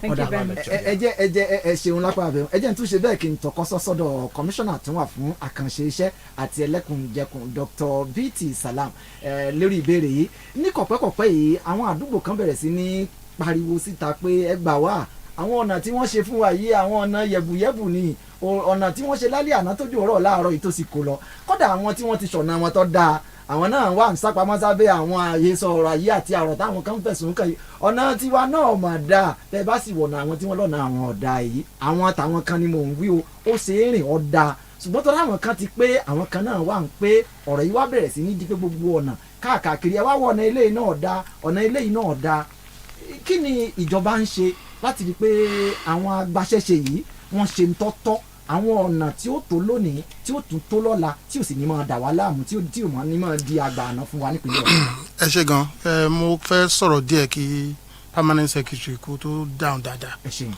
n tí mo fẹ́ sọ ni pé ọ̀pọ̀lọpọ̀ tí wọ́n sọ pé ọ̀nà ò dáa àhesọ́pọ̀ púpọ̀ ńbẹ. mo fẹ́ fún yín ní example kan wọ́n gbé kan jáde ní University of Ilesha tí wọ́n gbé káàkiri pé ọ̀nà ò dáa ọ̀nà tí ń bú ṣe gbogbo ẹ̀ tíìmù wa gbogbo wa pátá lọ sí Iléṣà ńgbà tá a débẹ̀ irọ́ pa ni even VC Iléṣà gangan ti sọ̀rọ̀ lórí afẹ́fẹ́ láti tako tí wọ́n sọ ọ̀pọ̀lọpọ̀ tí ń ṣẹlẹ̀ ọ̀rọ̀ òṣèlú ni Iléṣà University of Iléṣà kíjọba ètò dé ẹni tó bá wọ bẹ̀ ọmọ bíi University Iléṣà ṣe rí kí gọ́ọ̀mẹ̀ntì kó decide kí gómìnà wa decide pé ẹ lọ mọ tá a road university nígbà tá a ṣe ti ìgboro tán tẹ bá dẹ̀ débẹ̀ nísìn ẹ rí Outlook University of Ilesha right now ọ̀pọ̀lọpọ̀ rẹ̀ irọ́ ni tó bá ní nǹkan sí àwa aláìkí káwọn èèyàn sọ fún wa pé nǹkan ò dáa kan criticize wa láti improve government but by the time tẹ bá débẹ̀ ẹ rò pé irọ́ ni there is always ẹ wo Ilesha nísìn tá à ń ṣe lọ the first asphalt wọ́n gbélé lórí wọ́n ní òpin rẹ̀ nu whereas ó ní stages roads ó ní stages tí wọ́n fi ń kọ́ road tí wọ́n fi ń dá ọ̀dà tí wọ́n fi ń construct roads tó bá ti dé láàjì báyìí àwọn alátakò sọ fún mi pé wọ́n ti wá wo wọ́n ṣe rí wọ́n ti ṣe ń tá mọ́ lónìí ọlọ́kadà míì tó bá ti wọ́n ti gbé ọlọ́kadà jáde síta láwọn tí ò ní kan ṣe tẹ́lẹ̀tẹ́lẹ̀ ká tó déjọba yìí àmọ́ bí títì ṣe rí káàkiri ní ìsìn àmọ́ bó ṣe rí àwọn ìbéèrè àwọn nǹkan míì wà tó jẹ́ pé tí ìbá jẹ́ pé ọ̀rọ̀ òṣèlú torí pé aráàlú gangan fúnra wọn mọ ń tà ń ṣe so ó ní stages road gbogbo tó ń sọ pé ọ̀nà ọ̀dà wọn bẹ́ẹ̀ bá débẹ̀ tá a bá lọ àjì débẹ̀ ni pé wọn lọ́nà yóò dáa ẹja tètè débẹ̀ nígbà tẹ́ bá máa débẹ̀ irọ́ gbáà ni ìkànnì yẹn ẹlẹ́ẹ̀kejì road tá à ń ṣe lọ́wọ́ under construction tó ní ọ̀dà contractor ò tí ì parí títì ẹ lọ́nà ọ̀dà after tó bá parí gangan ó tún ní another 6 months tí retention fee ti wà nílẹ̀ pé tọ́nà ọ̀bá dá o ọ̀ lọ tún ṣe o. wọ́n mọ àwọn tí ń sọ̀rọ̀ yìí náà mọ̀ but gbogbo ẹ̀ náà tí wọ́n bá ti fún wa pé àléébù kan wà níbi kan dandan ní ká débẹ̀ ọjọ́ irọ́ ọjọ́ òótọ́. lẹ́yìn tí wọ́n sì pé gbogbo bí wọ́n ti ń sọ yìí kò sígbà kan tẹ́ ẹ̀kọ́ tí ikú sí. kò sí ẹ̀ tún dìde ẹ̀ tún. bẹ́ẹ̀ ni kódà tún encourage wọn kó tó máa sọ torí wọ́n ṣe ń sọ́là improvement ń wá sí a sì lọ síbi àtún check ẹ̀ kò sí ẹ wo ọ̀nà Ìbàdàn Èkó tó ń tẹ̀sẹ̀ dà tẹ bá débẹ̀ nísìn hold up tó wà ń bẹ̀ ó ti sí wọ́n tún ṣe ẹ wo gbà tó ń ṣe federal government ló ṣe o ó fail wọ́n tún ṣe lọ́lọ́ nísìn ps ẹ continue láti bẹ̀yìn. mo kí gbogbo ilé o orúkọ mi ni engineer Bello Dowu Bashiru ní orí ìbéèrè tí ẹ béèrè atọ́kùn èmi gẹ́gẹ́ bí òṣìṣẹ́ ìjọba mo kà kún ìbọn òṣèlú tí àwọn olóṣèlú máa ń yìn lu ara wọn gẹ́gẹ́ bí commissioner wa ṣe sọ recently àwa gbéra lọ́sẹ̀ tó lọ a lọ wo kí ló fa failure láti Èkó sí Ìbàdàn more than 20 kilometre ní ń wú padà ààrí lórí social media kan pé ẹwọ́n tí lágbájá ṣe o ló ti bàjẹ́ yìí o nínú iṣẹ́ ọ̀nà ṣíṣe à ń pè kíní kan ní defect liability period agbàṣẹ bá ti gbàṣẹ ṣe àjòjọ ṣàdéhùn iye báyìí àsìkò báyìí ló fi mójútó tó bá ní anything ìjọba ò ní sanwó kankan mọ́ irú ti Ìbàdàn tá a rí sèkó yẹn nísìn kọ̀ọ̀nà ìjọba ń kọ́bọ̀ òsì agbàṣẹ ṣe tó gbà òun ló ń tó ń ṣe padà kò sì tí ìjọ bàjẹ́ tán ẹ mú rọ àwọn èèyàn wa nípínlẹ̀ Ọ̀ṣun torí pé ìpínlẹ̀ Ọ̀ṣun jẹ́ ìpínlẹ̀ olóríire tí Ọlọ́run kẹ́ pẹ̀lú àwọn èèyàn ńláńlá tí a bá rí àkíyèsí kan níbì kan níbi iṣẹ́ tíjọba ń ṣe lọ ká má máa fi sledgehammer pa ẹ̀fọn. ká má fi sledgehammer pa ẹ̀fọn. ká má yọ̀bọ̀n sẹ́fọn. ká má yọ̀bọ̀n sẹ́fọn torí pé agbára tá a lò láti fi pa ẹ̀fọn ọ̀pọ̀ ẹ̀fọn tá a bá pátá yóò tó ba nǹkan míì jẹ́ níbi tí a ti pa ẹ̀fọn yìí mo bẹ̀ àwọn èèyàn wa nípínlẹ̀ Ọ̀ṣun tán bá rà kíyèsí lórí ọ̀nà tí ìjọba ń ṣe lọ́wọ́ kán pè wá sí ní ọ̀nà torí wa náà ó fi wú torí ìjọba tí ń ṣe náà ó fi wú kì í ṣe pé wọ́n fi tẹ́ ìjọba so a rí àpẹẹrẹ rẹ̀ tó pọ̀ lọ títí fúnrú èyí àwọn iṣẹ́ tá à ń ṣe lọ lásìkò yìí àwọn tí ò mọ̀ ń pa iṣẹ́ tá à ń ṣe lọ àwọn ni wọ́n criticize ẹ̀ gẹ́gẹ́ bọ́gà mi ṣe sọ ọ̀nà mi bẹ tó jẹ́ pé afárá méjì ni ó nẹ̀ bí afárá oyin àkọ́kọ́ ṣètò àkọ́kọ́ yóò rí ṣàkàṣàkà kó lè bá a lágbára àti gba ẹlẹ́ẹ̀kejì tí ń bọ̀ torí tó bá dán yóò máa yọ lórí rẹ̀ so ìyẹn ni à ń ṣe tábà tí wàá ṣe tán àwọn aráàlú ò ní mọ̀ pé a ti ṣe eléyìí omi ń bọ̀ lórí rẹ̀ wọ́n ti gbé síta wọ́n lè pé máṣíìnì ń rí ẹ̀ wò bó ṣe rọ̀ ọ̀dà àtàdé ń lò ní flexibility rẹ̀ bó lè ṣètè gan tó ó yàtọ̀ àsìkò rẹ̀ yàtọ̀ ètò bá tètè gan lẹ́ẹ̀kan náà ó máa máa rún bẹ́ẹ̀ tí kò bá tètè gan tí bitumen ẹ̀ bá tó ntọ́ ẹ̀ kó tọ́ tẹ́ ẹ bá sì ń gun orí ọ̀dà yẹn tẹ́ ẹ bá fi máṣíìnì tẹ ibẹ̀ pé ẹ fẹ́ stand máṣíìnì yóò máa wọlẹ̀ títí ọ̀sẹ̀ kan ọ̀sẹ̀ méjì eléyìí lọ́dà tó dáa táwa ń lò ní ìpínlẹ̀ Ọ̀ṣun so káwọn èèyàn wa máa béèrè lọ́wọ́ àwọn tó mọ̀ ń pa nǹkan kan tó máa jù sí orí afẹ́fẹ́. ǹjẹ́ bó a lè sọ pé ǹjọ́ ní ọ̀nà kan táwọn èèyàn lè kọ̀wé gbà tàbí fi hàn pé ẹ dákun o ọ̀nà yìí ẹ wá bá wa wò ó kíní ìbò ló ti ríṣẹ́ ti parí ẹ̀ ní àbíṣẹ́ ṣe ń lọ lórí ẹ̀ ṣó láwọn ọ̀nà kan bóyá bí a lè sọ pé bóyá phone line kan tàbí ibi tí wọ́n lè kọ lẹ́tà sí tàbí ibi tí wọ́n lè kàn sí tí wọ́n fi kọ́ rọra àrùn. Because they will tell you that there is no way we can get to them. When we come to their office, we won't be able to see the commissioner or the PAMSEC and things like that. So maybe you should reel out the phone numbers where the public can get across. mo bọ̀ yín yé àwọn èèyàn wa mọ ọ̀nà tí wọ́n fi ń dọ̀dọ̀ wa mo ti sọ tó wà ń dirẹ̀ lẹ́ẹ̀kan pé ìbọn òṣèlú ni wọ́n yin ìlú àwọn olóṣèlú ní yin ìlú àwọn táwa bá ti gbọ́ àwa máa ń rẹ́rìn-ín ni ní ọ̀dọ̀ wa àwọn kan sọ wípé ìjọba ọ̀yàn àwọn tí mójútó à ń pe àwọn ìgbìmọ̀ kan ní boss iṣẹ́ tá à ń ṣe wọ́n ní àwọn akọ́ṣẹ́mọṣẹ́ tẹ́ ń wò káàkiri à ń pe àwọn kan ní PPA wọ́n ń wò káàkiri à ń pe àwọn kan ní state monitoring team àwọn náà ń wo ohun tán fowó lẹ̀ tíjọba fowó lẹ̀ tán ṣe káàkiri àwa iléeṣẹ́ Ministry of Works gangan a ní àwọn akọ́ṣẹ́mọṣẹ́ táwọn náà ń wo sẹ́yìn káàkiri àtúnwá láwọn tọ́jọ́ ọ̀gá wa tán ṣe oversight function wọ́n ní doctor wọ́n ní lawyer wọ́n ní engineer nínú wọn ní House of Assembly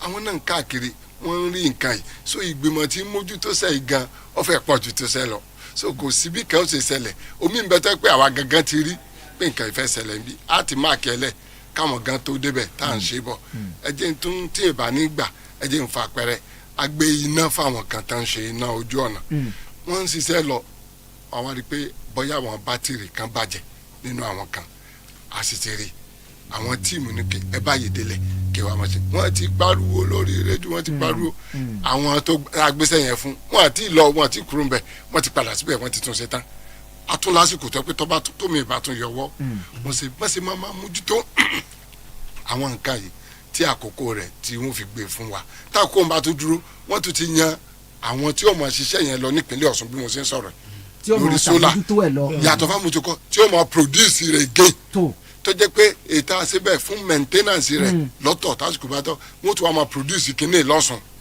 so táwọn yẹn bá ti pariwo kò torí pé àwa ti wà lẹ́nu iṣẹ́ yìí ó tọ́ àná àti mọ̀ pé báwọn olóṣèlú tó máa sọ̀rọ̀ abẹ́tọ̀dọ̀ wa ẹ̀lẹ́ ti gbọ́ àwọn oníyìnbọn òṣèlú àṣọ bó bá ti jẹ́ faraàlú so níparí ọ̀rọ̀ mi mo kí ìpínlẹ̀ Ọ̀ṣun pé kú oríire o a ní àwọn èèyàn tó dáa ẹ wo àwọn tó ṣèjọba lọ lánàá àwọn gómìnà ìwọlẹ̀ rí tó ṣe yọ ọwọ́ rẹ̀ sẹ́yìn ṣé bàbá mi Ọlágúnsóyìn lọ lẹ̀ ní dìde fún tẹ́ bá rí àbí bàbá wa Bísí Àkàndé àbí bàbá wa Arẹ́gbẹ́ àbí bàbá wa Oyètọ́lá ẹ wo gbogbo iṣẹ́ tá ń ṣe lọ náà ni gómìnà ilé náà ń tọ́ lẹ́sẹ̀ tẹ́ bá ní máa tọ́ka sí ti gómìnà tó lọ kọ̀ọ̀kan sí màá máa yìn wọ́n gómìnà tó wá dé ọwọ́ akó gbogbo iṣẹ́ tí gbogbo àwọn tí mo sọ yìí tí wọ́n ṣe tí wọ́n parí ó ní dè máa parí lọ continuity ó yẹ ká kíra wa lọ́sùn pé a kú oríire bẹ́ẹ̀ lọ́balọ́ba náà so mo kí àárọ̀ Ọ̀ṣun ẹ kú oríire o. ọ̀dà àdúgbò ẹ̀ ṣe ẹ jẹ́ ta nídàánúdó díẹ̀ tá a bá lọ tá a bá dé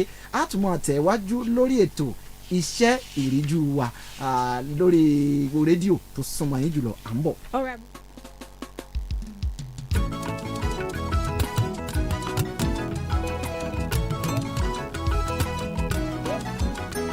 iṣẹ́ ìríjú wa iṣẹ́ ìríjú wa iṣẹ́ ìríjú wa iṣẹ́ ìríjú wa àríṣẹ́ láríkà àríkà ní bàbá ìrẹ́gùn ẹ wá wo iṣẹ́ tí ìmọ̀lẹ̀ ń ṣe lọ́sùn kò wọ́n kọ́ yọ́yọ́ iṣẹ́ ìríjú wa iṣẹ́ ìríjú wa sínétọ̀ Adémọ́lá Adeleke ìmọ̀lẹ̀ rẹ̀ ń tàn jálẹ̀ jákó. lẹ́ka ètò iṣẹ́ òde ẹ̀wù burúkú kẹ́ẹ̀ríṣẹ́. sínétọ̀ Adémọ́lá Adeleke ìmọ̀lẹ̀ rẹ̀ ń tàn jálẹ̀ jákó. lẹ́ka ètò ẹ̀kọ́ àti ìlera ẹ̀wòṣẹ́ ìríjú wa. sínétọ̀ Adémọ́lá Adeleke ìmọ̀lẹ̀ rẹ̀ ń tàn jálẹ̀ jákó. lórí ètò ìgbà ayé gbádùn Adémọ́lá máa ń jábẹ́bẹ́.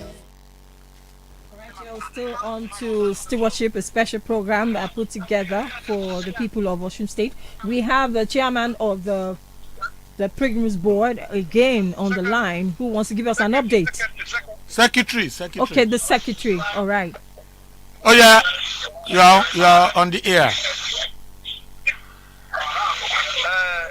Good afternoon, everybody at home. Good morning, Yorùbá. Good morning, làwa ń bì. Àárọ̀ làwa wà ń bì. Ẹ káàárọ̀ ẹ̀yin ará lé o. Ó wọ́n ń gbọ́ yín. Ẹ pẹ̀lẹ́ sá. Gbogbo àwọn alálàájì tó bá wá láti ìpínlẹ̀ Ọ̀ṣun ní àṣetò ìgbàgbádùn tó rọrùn fún. Níbi oúnjẹ méjìlá fún wọn. Wọ́n jẹ nígbà tí a mú òkú láti bákàdé mú náà. Àwọn elétò Saudi ni wọ́n take over ìgbàgbádùn yẹn. So abẹ́ tẹ́ǹtì wọ́n fi wá sí abẹ́ tẹ́ǹtì tó ní ẹ̀rọ amú ilé tutù ní bákan náà orí fóòmù tá a sùn orí fóòmù tó ga ni wọ́n dẹ̀ ń fún wa lóúnjẹ tí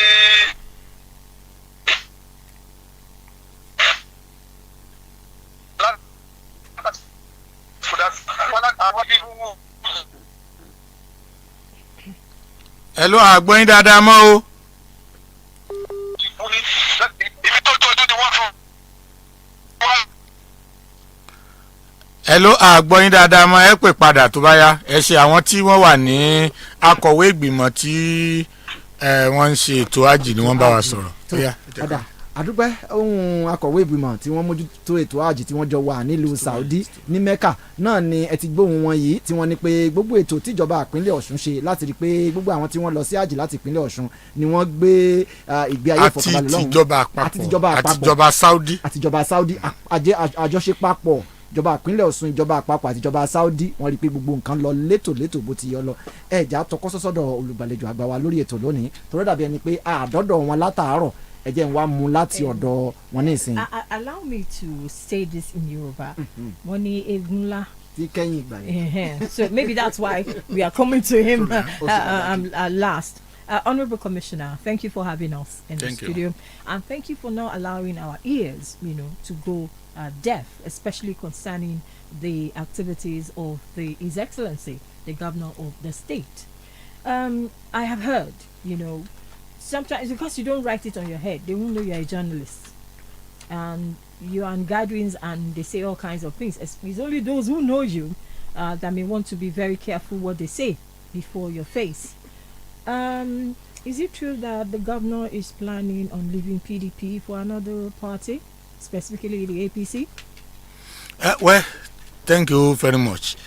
Let me vote for. kótó ní pé ẹ mọ̀ fi dáhùn sí kinní yìí ẹ jẹ́ n fẹ́lẹ́ yìí náà kún ìbéèrè tí Fọláṣadé ń béèrè yìí pé wọ́n ní pé ṣé lóòótọ́ ni gómìnà wa ń kú láti inú ẹgbẹ́ PDP lọ sí APC kódà àwọn kan pé wọ́n lọ bá wọn l'Ábùjá àwọn fọ́tò kan tún jáde ní ìjẹta àbíjọ́ ni pé gómìnà náà tún ti ń lọ́nu APC kódà àwọn ti lọ bá ààrẹ Bọ́lá Ahmed Tinubu lẹ́kọ̀ọ́ pé ẹ dákun ẹ gbà mí wọlé pé ṣùgbọ́n àwọn ni wọ́n ní rárá kọ̀ sáyé kí lè rí sí ní táwọn èèyàn sọ láwọn ọ̀rọ̀ tí ń lọ káàkiri. Well, maybe I should toe the line of our amiable Vice Chancellor of Osun State University, amiable Professor Ademola, to speak in Yoruba once and for all, so as not to waste our time. Màá fẹ́ dáhùn ní Yorùbá. Àkọ́kọ́ náà ètò yìí bá a ṣe gbé kalẹ̀ àfẹ́kọ́rọ̀ òṣèlú wọ̀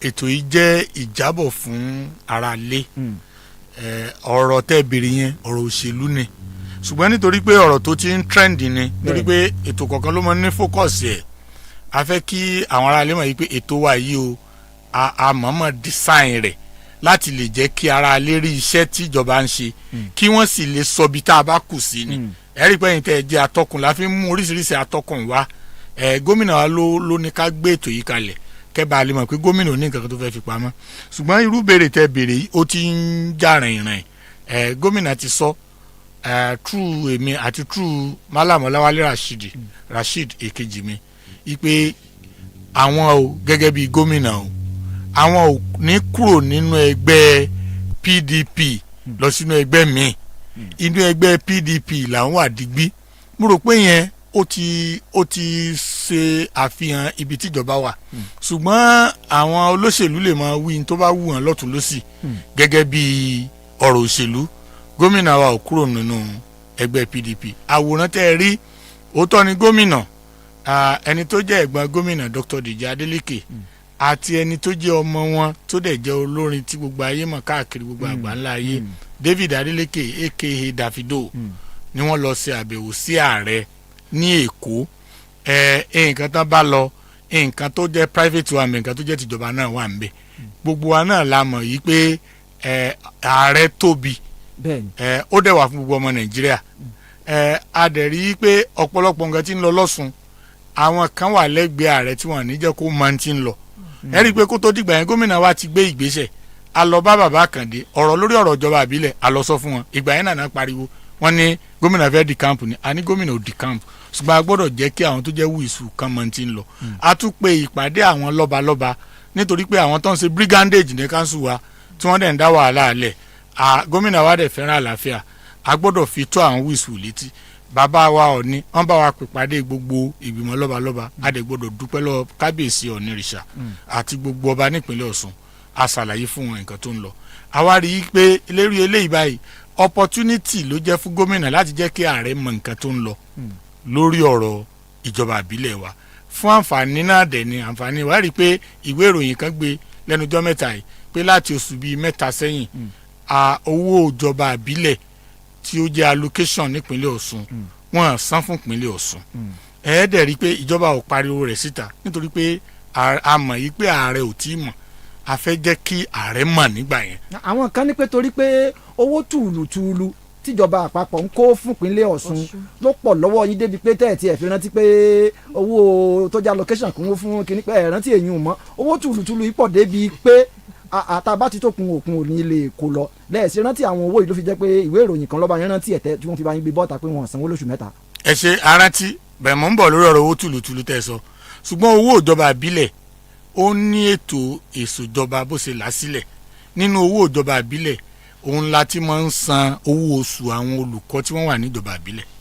Nínú owó ìjọba ìbílẹ̀ ibẹ̀ la ti máa ń san owó àwọn òṣìṣẹ́ ìjọba ìbílẹ̀. Nínú owó ìjọba ìbílẹ̀ ibẹ̀ la ti ń san owó àwọn òṣìṣẹ́ fẹ̀yìntì tó jẹ́ olùkọ́ tìjọba ìbílẹ̀ àti alákọ̀ọ́bẹ̀rẹ̀. Nínú owó ìjọba ìbílẹ̀ ibẹ̀ la ti ń san owó àwọn òṣìṣẹ́ fẹ̀yìntì tí wọ́n jẹ́ tìjọba ìbílẹ̀. Ìtumọ̀ rẹ̀ ní pé tó bá jẹ́ pé a fẹ́ wò ká ní kì í ṣe pé gómìnà wa jẹ́ ẹni tí ó lójú àánú tí ò dẹ̀ fẹ́ wàhálà fún àwọn òṣìṣẹ́ ìjọba. Àwọn kàtígórì òṣìṣẹ́ tá a sọ òṣìṣẹ́ iléèwé alákọ̀ọ́bẹ̀rẹ̀ wọn ò ní gbowó mi pé láti bí oṣù mẹ́ta ni wọn ìbá má rówó gbà. Ẹ̀yin náà ẹ wo nǹkan yẹn lára àwọn èèyàn. Ṣé kán mọ̀ jẹun ni? Ṣé kán mọ̀ ra oògùn ni? Ẹ wo òṣìṣẹ́ fẹ̀yìntì tó jẹ́ tìjọba àbílẹ̀, ẹ wo àwọn òṣìṣẹ́ tí wọ́n jẹ́ tìjọba àbílẹ̀. So ẹ wàá wo bẹ́ẹ̀ náà ni owó àwọn lọ́balọ́ba allowance àwọn lọ́balọ́ba ní owó ìjọba àbílẹ̀ ni o. òun náà tún bẹ́ẹ̀ bẹ́ẹ̀. owó à ń bẹ̀ àwọn tí wọ́n lọ ṣètò pé kán mọ̀ fún wa ní allocation yẹn àwọn tí wọ́n fẹ́ fìyà jẹ nìyẹn. Ṣùgbọ́n gómìnà wa rí i pé gẹ́gẹ́ bí àdéhùn tó ń gbé o ipe lábẹ́ ìṣàkóso òun o ìyà ò ní jẹ nìkankan gbogbo ọ̀nà pátápátá láì yáwó mo fẹ́ fi yé dání lójú o àyàwó mi kankan gómìnà rálẹ̀ àlàdé ń sanwó àwọn òṣìṣẹ́ yìí àti lọ́balọ́ba ni o àti òṣìṣẹ́ fẹ̀yìntì ni o àti òṣìṣẹ́ iléèwé alákọ̀ọ́bẹ̀rẹ̀ ni o àti òṣìṣẹ́ ìjọba àbílẹ̀. Na àwọn táwọn ń sọ̀rọ̀ owó rọ̀gùnrọ̀gùn ẹjọ́ mo fẹ́ bẹ̀ wá ẹ dákun nítorí Ọlọ́run ẹ̀yin tẹ́ ẹjọ́ oníròyìn náà àti gbogbo àwọn tó ń gbọ́ wa ńgbà tí àwọn kan ti rí wípé gómìnà tán ní ijó nìkan ló lè jó ijó sì ni yóò máa jó tí wọ́n wá rí i pé ẹni tí a rò pé kò lè pàgọ́ tó ti wá kọ́lé alárinrin kò wá kọ́ sọ́nà kan wọ́n ń kọ́ káàkiri wọ́n tó fi jẹ́ráàdì sí ayé yóò dá wọ́n wá bẹ̀rẹ̀ sí ní fẹnu sáátá owó tí ó ń wọlé fún ìpínlẹ̀ kó tó di pé àwa dé bílíọ̀nù bíi 3 bílíọ̀nù bíi 4 ni ẹ̀sìn bílíọ̀nù 9 bílíọ̀nù 10 ni ó mì pé ìlọ́po 2 tàbí ká pé ní ìlọ́po 3 ṣùgbọ́n ẹ jẹ́ ká wá wòye tí wọ́n ń ta nǹkan nígbà náà ẹ jẹ́ àwò citizen ká wá tó sọ yìí tí wọ́n ń ta nǹkan ẹ dákun àjọ kan wà tí wọ́n ń ṣe ètò bí àwọn ìjọba ṣe ń yá owó àwọn ẹ̀ là ń pè ní debt management office wọ́n gbé report kan jáde lẹ́nu ọjọ́ mẹ́ta yìí wọ́n ní nínú ìpínlẹ̀ 36 tó wà o 4 tá a ní o ìpínlẹ̀ 26 ló tún ti yá owó rẹpẹtẹ ìpínlẹ̀ 10 ni ò yá owó wọ́n wá nínú ìpínlẹ̀ 10 tí ò yá owó àwọn tí wọ́n ń san owó wọn jù tí wọ́n manage ẹ̀ dáadáa ìpínlẹ̀ Ọ̀ṣun ló wà ní ipò 3 ìtumọ̀ ẹ̀ ni pé àwa ò yá owó ìbéèrè tó yẹ ká bi wọ́n rè ṣé àwọn ìpínlẹ̀ tí wọ́n yá owó yẹn ṣé àwọn ò gba owó rọ̀gùnrọ̀gùn ni tí wọ́n tún fi ń yá owó ẹ rí i pé ó takò làákàyè Yorùbá ní nǹkan tí àmọ́ láàmọ́ ẹni tí ń sin gbà ò lówó lọ́wọ́ bàbá rẹ̀ gan ò ní nítorí pé bàbá rẹ̀ ò lè lówó lọ kọ́ lọ́ máa sin gbà lóko lówó tàbí kọ́ lówó lọ́nbì kankan wá lọ́n sin gbà àwọn tí wọ́n ń yá owó yẹn náà gba owó wọn position tọ́sùn sì wà lórí bó ṣe ń pín allocation kò yí padà bẹ́ẹ̀ gẹ́gẹ́ náà òun ló fi jẹ́ pé tá a bá gbé allocation formula lẹ̀ ìjọba àpapọ̀ gan ni ó kọ́kọ́ gba 52% kó tó di pé wọ́n wá pé 26% fún gbogbo state kó tó di pé wọ́n wá pé about 20% fún gbogbo local government àwọn ìpínlẹ̀ kan tó wá wà tá à ń pè ní oil producing state àwọn yẹn tó máa pín 13% sa Ọ̀ṣun ò tún sí lára àwọn tí yóò gba 13% níbo la ti wá rí ọ̀rọ̀ owó rọ̀gùnrọ̀gùn nígbà tó jẹ́ yí pé sìmẹ́ǹtì 3,000 plus tẹ́lẹ̀ ó ti di 10,000 plus iye tán tarin ó ti dà níbi ọdún kààbọ̀ sẹ́yìn wọ́n bá mi ra fáànù kan 20,000 naira bí nǹkan ni àwọn fẹ́ ra fáànù míì ní jẹ̀ta wọ́n sì tún ra ní 52,000 naira so tẹ́ ẹ bá gbé sẹ́gbẹ̀ẹ́ ara wọn àwọn tán sọ̀rọ̀ ìwọ̀n ní sọ fálù owó wọ́n fẹ́ máa sọ nítorí yìí pé kí wọ́n lè wí túdà pé owó ìbò lọ́sẹ̀ náà subsidy tá à ń sọ tí wọ́n remove sa tí àwa ń lò lọ́sùn àwa utilize ẹ̀ láì yá owó àwọn kan utilize ẹ̀ wọ́n tún yá owó kódà àtẹ̀mọ́gbọ́ kódà àtúgbọ́ pé ìjọba àpapọ̀ gan tó fẹ́ yá so n tí mo fi sọ lé ní pé a gbọ́dọ̀ sọ̀rọ̀ síbi ọ̀rọ̀ tọ́ àwọn kan tó wá sọ pé bíríìjì nìkan là ń ṣe mo fẹ́ sọ fún yín lénìí wípé lórí welfare inú mi dùn gbà tèmi gan bí tí mi ò gbọ́ ọ̀rọ̀ dé mo gbọ́ díẹ̀ lẹ́nu vice chancellor wa àǹfààní lè tèmi jẹ́ fún gbogbo wa. ọlọ́run ọba àtúbọ̀ bá wa máa ṣàlékún ọgbọ́n yín lélẹ́yìí tèmi mọ̀ tẹ́lẹ̀ ní pé a ṣe minimum wage 70,000 naira ní federal government so àwa ṣe 75,500 plus adẹ̀ ń san as at when due.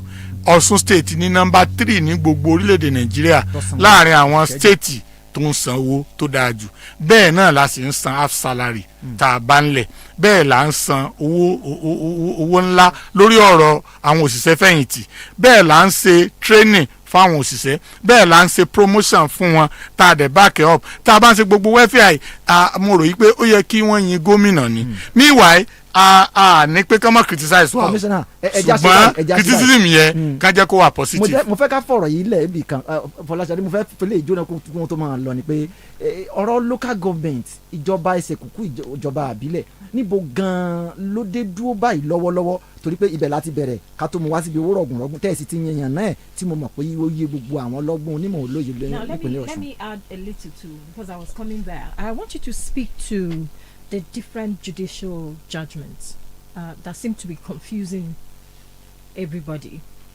Thank God you are a legal luminary and you are very vast in judgment as given by the courts. Can you explain to people listening to us right now the implications of those judgments? Well, let me equally state it in Yoruba so as to, because I want us to go so that people can ask questions. Ọ̀rọ̀ lórí ọ̀rọ̀ local government ọ̀rọ̀ tó máa yanjú láìpẹ́ ni nítorí pé ọ̀rọ̀ òfin ni àwọn kan ni wọ́n fẹ́ do orí òfin kodò ṣùgbọ́n àti wà vindicated ní táwa ń sọ láti bẹ̀rẹ̀ fún gbẹ́ni tó bá gbọ́ wa yé ni yí pé judgement méjì ní federal court to give ìkan PDP pè kan APP pè kan judgement méjèèjì ló fagilé ìbò judgement méjèèjì ló dẹ̀ lé àwọn tó wà ń bẹ̀ kúrò àwọn wa ní rárá ńgbà torí pé wọ́n ti fagilé court of appeal fagilé ẹjọ́ eléyìí tí PDP pè on technical ground ẹgbọ́n mi yé on technical ground ìní wọ́n last on ṣùgbọ́n àti wà vindicated àwọn tán ní kò sí judgement ẹlẹ́ẹ̀kejì táwa sọ pé judgement kan wà tó subsist àwọn náà ni wọ́n wá padà lọ sí court of appeal báyìí láti release appeal tí wọn ò múra sí tílé ẹjọ́ fagilé appeal méjì náà ṣe lórí judgement méjèèjì wọ́n wá múra sí kan wọ́n fi kan lẹ̀ ilé ẹjọ́ wá fagilé appeal eléyìí tí wọn ò ṣe ó jẹ́ kí judgement yẹn máa subsist wọ́n wá ń pẹ́ rárá o kò sí judgement mi o àwọn náà wọ́n ti wá padà lọ sí court of appeal láti ṣe ẹ̀bẹ̀ là ń pè application. When you say àwọn náà. àwọn APC I mean àwọn APC àwọn tó ń sọ yìí pé kò sí judgement méjì pé kò sí judgement kankan tó má wọ́n lẹ̀ mọ́ ẹjọ́ o ẹni tó ní kò sí judgement kankan tó mú un lẹ̀ kí ló wá padà lọ ṣe ní court of appeal láti bẹ̀bẹ̀ níwájú kóòtù pé appeal tí wọ́n fagilé tóun ò ráyè ṣe lórí judgement àní subsist o kàn jẹ́ kí òun ó padà ṣe é sẹ́yìn pàtí wà vindicated báyẹn a ní ìgbàgbọ́ yìí pé gbogbo ìtànpè ní political brigandage nílé tó ń ṣe yẹn ní council wa láìpẹ́ yìí ó máa dé òpin a ní ìgbàgbọ́ nínú àwọn ilé ẹjọ́ wa yìí pé ilé ẹjọ́ ní enough capacity láti resolve nǹkan yìí permanently Ademola kankan ní legal balance a sọ yìí pé judicial wheels green slowly. But it will definitely get to justice. Ètò the will of justice. Ètò bí ìṣẹ́jọ́ ṣe ń lọ, ó máa ń lọ́nlẹ̀. Ó wá máa lọ́nlẹ̀ lójú wa. Ṣùgbọ́n ó lè lọ́nlẹ̀ ju bẹ́ẹ̀ lọ o. Yóò padà ṣe ẹ̀tọ́ bó ṣe yẹ kán ṣe. So ẹ jẹ́ kí gbogbo àwọn ará Ọ̀ṣun kí wọ́n fi ara balẹ̀ pé gbogbo àwọn political bandits tí wọ́n kóra wọn sí àwọn local government wa yẹn àìláìpẹ́ ọjọ́ òfin ó mú wọn kúrò ńbẹ̀ mo dẹ̀ ti sọ fún wọn several times pé kán lọ kọ́ sílẹ̀ o ààyè impunity ò sí o gbogbo nǹkan tí wọ́n bá bàjẹ́ gbogbo nǹkan tí wọ́n bá jí gbogbo nǹkan tó bá sọnù ní gbogbo àwọn council wa anytime tí àwọn òṣìṣẹ́ ìjọba bá wọlé síbẹ̀ tí wọ́n bá take stocks gbogbo àwọn tí wọ́n ṣe brigandage ní local government wa yẹn wọ́n answer fún níwájú òfin tó n tí mo mọ̀ pé inú gbogbo ọmọ ìpínlẹ̀ Ọ̀ṣun ó dùn sí ni pé ẹ sọ pé gbogbo ẹ fẹ́ tó dópin gbogbo ohun tí ń rùn ńlẹ̀ pé ọfẹ́ tó tán táwa náà sì ń ṣàmì torí kíjọba ẹsẹ̀ kùkú kó ṣiṣẹ́ nípínlẹ̀ Ọ̀ṣun yóò tún jẹ́ kí nǹkan tún rú gọ́gọ́ sí yóò jẹ́ kí nǹkan tún dé àwọn aráàlú lọ́rùn àti gbogbo àwọn èèyàn tó jẹ́ pé wọ́n nífẹ̀ẹ́ nínú ètò ìṣèjọba wa. ọ̀yá ẹ já gbìyànjú ká bẹ̀rẹ̀ sí ní ṣe ojú òpó òpè kalẹ̀ káwọn èèyàn wa ó lè pè wọlé ẹ dákun bẹ́ẹ̀ bá wá fẹ́ pè wọlé gẹ́gẹ́ bí ọmọlúàbí ẹ má jẹ́ àtàbùkù ẹnikẹ́ni ẹ má jẹ́ àsọ̀rọ̀ òdì ẹ má jẹ́ àsọ̀rọ̀ àlùfàǹsá ntẹ́ ẹ bá fẹ́ sọ ẹ fi ìwà ọmọlúàbí kẹ́ ẹ dá akọ yín kẹ́yìn náà ó sì sọ tó jẹ́ pé àwọn ọmọ yín ó gbọ́ lẹ́nu yín wọ́n mọ̀ pé bàbá àwọn sọ̀rọ̀ tó dáa kì í ṣe ntẹ́ ẹ sọ tẹ́yìn gan ẹ mọ̀ fọ́ bójú ọlọ́run ò ní dójú tì wá a sì ní ìbò kọ ibi wa jẹ́ ẹ dákun ọ̀rọ̀ ọmọlúàbí gbogbo béèrè yòówù tẹ́ ẹ bá fẹ́ béèrè á ṣojú òpó òpè kalẹ̀ kẹ́ ẹ lè máa béèrè mẹ́sẹ̀gì náà lè máa wọlé Fọláṣadé. Okay, it's time for us to receive your calls right now. You can call us into 0707-2174-497 or 0707-6130-324. Over to you. Nọ́mbà tí ẹ lè pè wọlé sí náà ni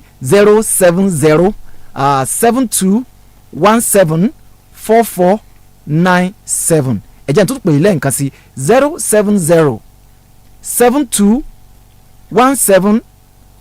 070-7217-4497 ẹ tún lè pè lẹ́yìn náà méjèèjì náà lẹ lè pè tí ó wọlé tó sì jẹ́ pé a máa gbé lẹ́yẹ ọ̀sọ́kà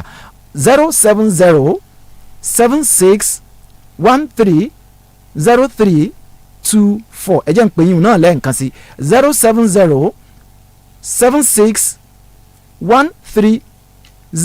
070-7613-0324 ẹ lè pè lẹ́yìn náà wọlé ẹ sì lè fi àtẹ̀jíṣẹ́ ránṣẹ́ sí ojú òpó Facebook OSBC bákan náà á láǹfààní àti orí ọ̀fẹ́ láti yẹ gbogbo ẹ̀ wò. All right, so while we're waiting for people to call in, I would like to ask the PS on works about the total number of roads constructed and still ongoing in the state so far. Thank you very much. So far, so good. We have constructed over 300 kilometers across the state, completed, both local and state and federal roads. 300 kilometers. Over 300 kilometers. While the government still announced some recently that we are about to commence. ṣe lè dákun àwọn àyè kọ̀ọ̀kan káwọn èèyàn lè mọ̀ pé àwọn àyè yìí àwa la ṣe o àwọn àyè yìí àwa la ṣe o. Tabanika máa kà lọ. a lè kà lọ a kàn mú díẹ̀ nbẹ náà ni. but a pín káàkiri. ẹ sá wo. a pín ẹyọ kan tá à ń pè ní 1.5 kilometre across all the local government. gbogbo local government ló gba ọ̀nà 1.5 kilometre. ó kéré tán ni. ó tún kéré tán ni.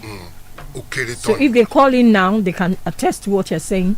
ó wà tó jẹ́ pé a máa dá akọ bíi tí kọ̀ọ̀kan wà ní local government kọ̀ọ̀kan ìyẹn dé ní.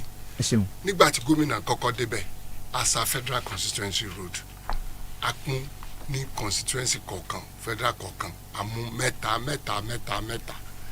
àṣẹlẹ́yìn so eléyìn náà bẹ́ẹ̀ tá a ti kọ́kọ́ parí ká tó wá ṣe phase 2 àtúbọ̀ síbẹ̀ àtúbọ̀ sọ̀rọ̀ dualization àtúnpín káàkiri ní ọ̀nà mẹ́tẹ̀ẹ̀ta tó wà nípínlẹ̀ Ọ̀ṣun à ń ṣe lóṣogbo tá a sọ à ń ṣe ní west à ń ṣe ní lẹ́sà so kò sí bá a ṣe ń ṣe bí gómìnà ṣe ń ṣe ètò ọ̀nà tó ń ṣe sófà tá a bá ti mú nǹkan ńlá kan àfi tó bá jẹ́ pé àwọn ará àdúgbò náà wọn ò fẹ́ irú nǹkan yẹn láàánú gbé lọ a mú west a jù síbẹ̀ a jù central a jù sí east n ló fa dual carriage tẹ̀rí lóṣogbo tó jẹ́ central ẹ̀rí ńlẹ́sà tó jẹ́ east ẹ̀rí lẹ́dẹ̀ tó jẹ́ west tó jẹ́ pé abala kejì rẹ̀ ìní gómìnà ní ká lọ bẹ̀rẹ̀ irú wo nísìn dual carriage wọn làwọn fẹ́ láàrin ìgboro kọmíṣánná wọ́n sọ gbà tí ó bẹ̀rẹ̀ fún àwọn aráàlú báyìí dual carriage ó tún bẹ̀rẹ̀ níwò. yóò bẹ̀rẹ̀ kò tó wá sí ìwọ́de kan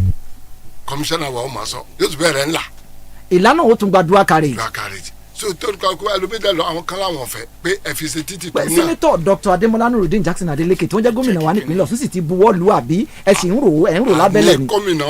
kọmíṣánná wọ́n announce jọ tó jẹ́ pé bẹ̀rẹ̀ sí rí gbogbo ètò ti parí lórí rẹ̀ gbogbo procurement clinical procedure ó ti parí.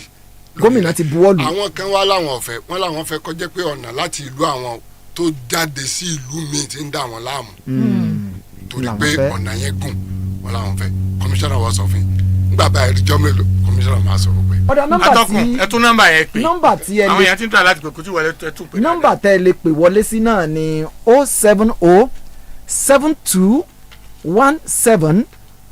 07072174497 ẹ jẹ́ n tún farabalẹ̀ pé lẹ́ẹ̀kan sí 070 slow motion 72174497 ẹ lè pè kejì yìí náà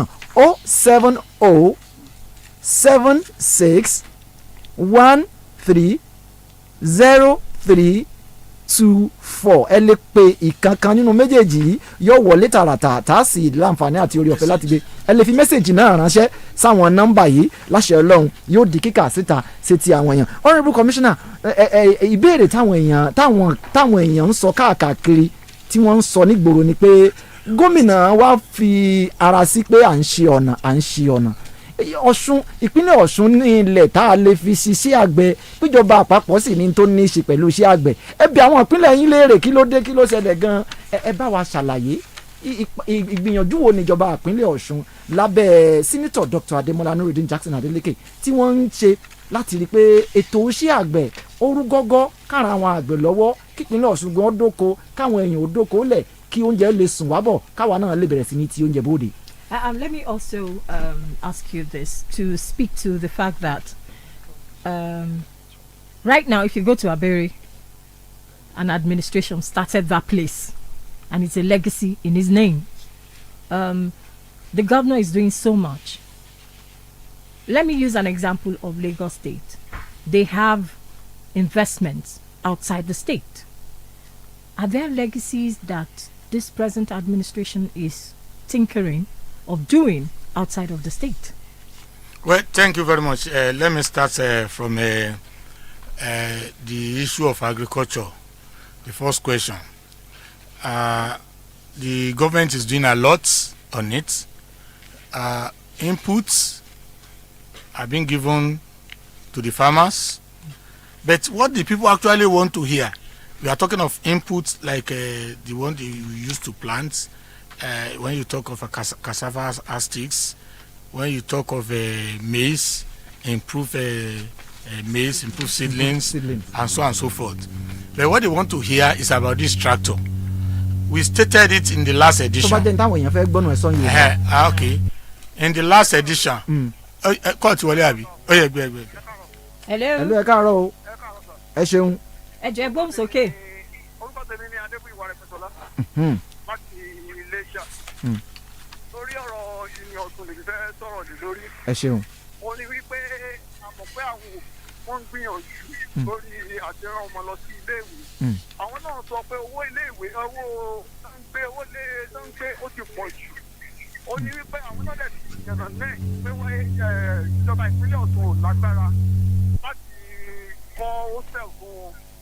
Ó ní pé ni wọ́n ń fẹ́ bèèrè lọ́wọ́ wọn pé lórí bí àwọn òbí ṣe ń gbìyànjú tó àwọn ọ̀gbà tó jẹ́ pé wọ́n kẹ́kọ̀ọ́ mọ́ tó yẹ pé wọ́n ṣàṣemọ́ṣe tàbí bá wọ́n fẹ̀ ẹ pé àwọn òbí wọn ò mọ̀ kí ni ìrànlọ́wọ́ tí ìjọba àwọn tó jẹ́ bí ọ̀gá iléèwé láti jẹ́ kan gba nọ́mbà àwọn pẹ́rẹ́ǹtì wọn láti ìfọ́ọ̀mù àwọn pẹ́rẹ́ǹtì wọn pé àwọn ọmọ yín o àti ilé wọn kúrò níléèwé o wọ́n ń ṣe àwọn òbí òde ẹ̀gbọ́n o tó kí ni ìgbésẹ̀ tó ń gbé lórí ẹ̀ láti jẹ́ kí wọ́n máa ìfọ́ọ̀mù àwọn pẹ́rẹ́ǹtì ẹ pé tó.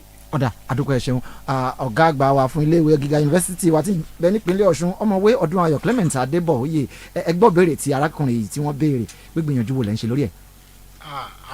Kò sí ọmọ kan tó wà ní Ọ̀ṣun tá à ní contact details àwọn parents ẹ̀ lọ́wọ́ kò sí lẹ́nu ọjọ́ mẹ́ta yìí kíní kan tá à ń pè NEL fund National Education Loan Fund àwọn ọmọ tó tán ti sanwó owó iléèwé wọn kó tó di pé federal government ti san fún wa ìgbà tá a fẹ́ dá owó yẹn padà fún wọn a láti get gbogbo details àwọn parents wọn dídé dá owó yẹn padà fáwọn ọmọ yẹn. débi tí wọn ò lọ fi ra báàgì àti bisikíìtì. débi tí wọn lọ fi ra báàgì àti bisikíìtì tàbí tá lọ fi ra iPhone tàbí iPhone 12 no àwọn parents wọn la return àwọn yẹn padà sí. So mo fẹ́ kẹ́ni tó ń pè yẹn mọ̀ wípé tọ́mọ kan bá ṣe àṣemáṣe tí a bá máa kọ lẹ́tà fún pé a suspend ẹ̀ tàbá lé kúrò ní school kọ́pì lẹ́tà yẹn máa dọ́dọ̀ parent ẹ̀ lórí WhatsApp àti lórí email. I want him before he pardon me sir since we are back to you I've had opportunity to be at Ifetedo campus. There are no perimeter fencing. Security. What is your administration doing? That's one. Two, what about the health facility in that environment? Thank you very much. It's gratifying to inform you that the council at the meeting of Friday last week approved that studio apartments be constructed in the Ifetedo campus by the side of student hostel to house doctors, nurses, health information managers, and hospital attendants. Wow. So, council has given us a marching order of 6 months to complete the building. So, when these students complete their examinations in the next 1 month or so, and they are off to their houses, we will complete the construction of this building. Hello. And ẹ ti wọlé ẹ ṣeun ẹ káàárọ̀ ìbàdàn ọkọ yín kí lorúkọ yín o hello kí lorúkọ yín orúkọ mi ni Johnson láti Òṣogbo. ẹ ṣeun alàgbà Johnson láti Òṣogbo. Hello.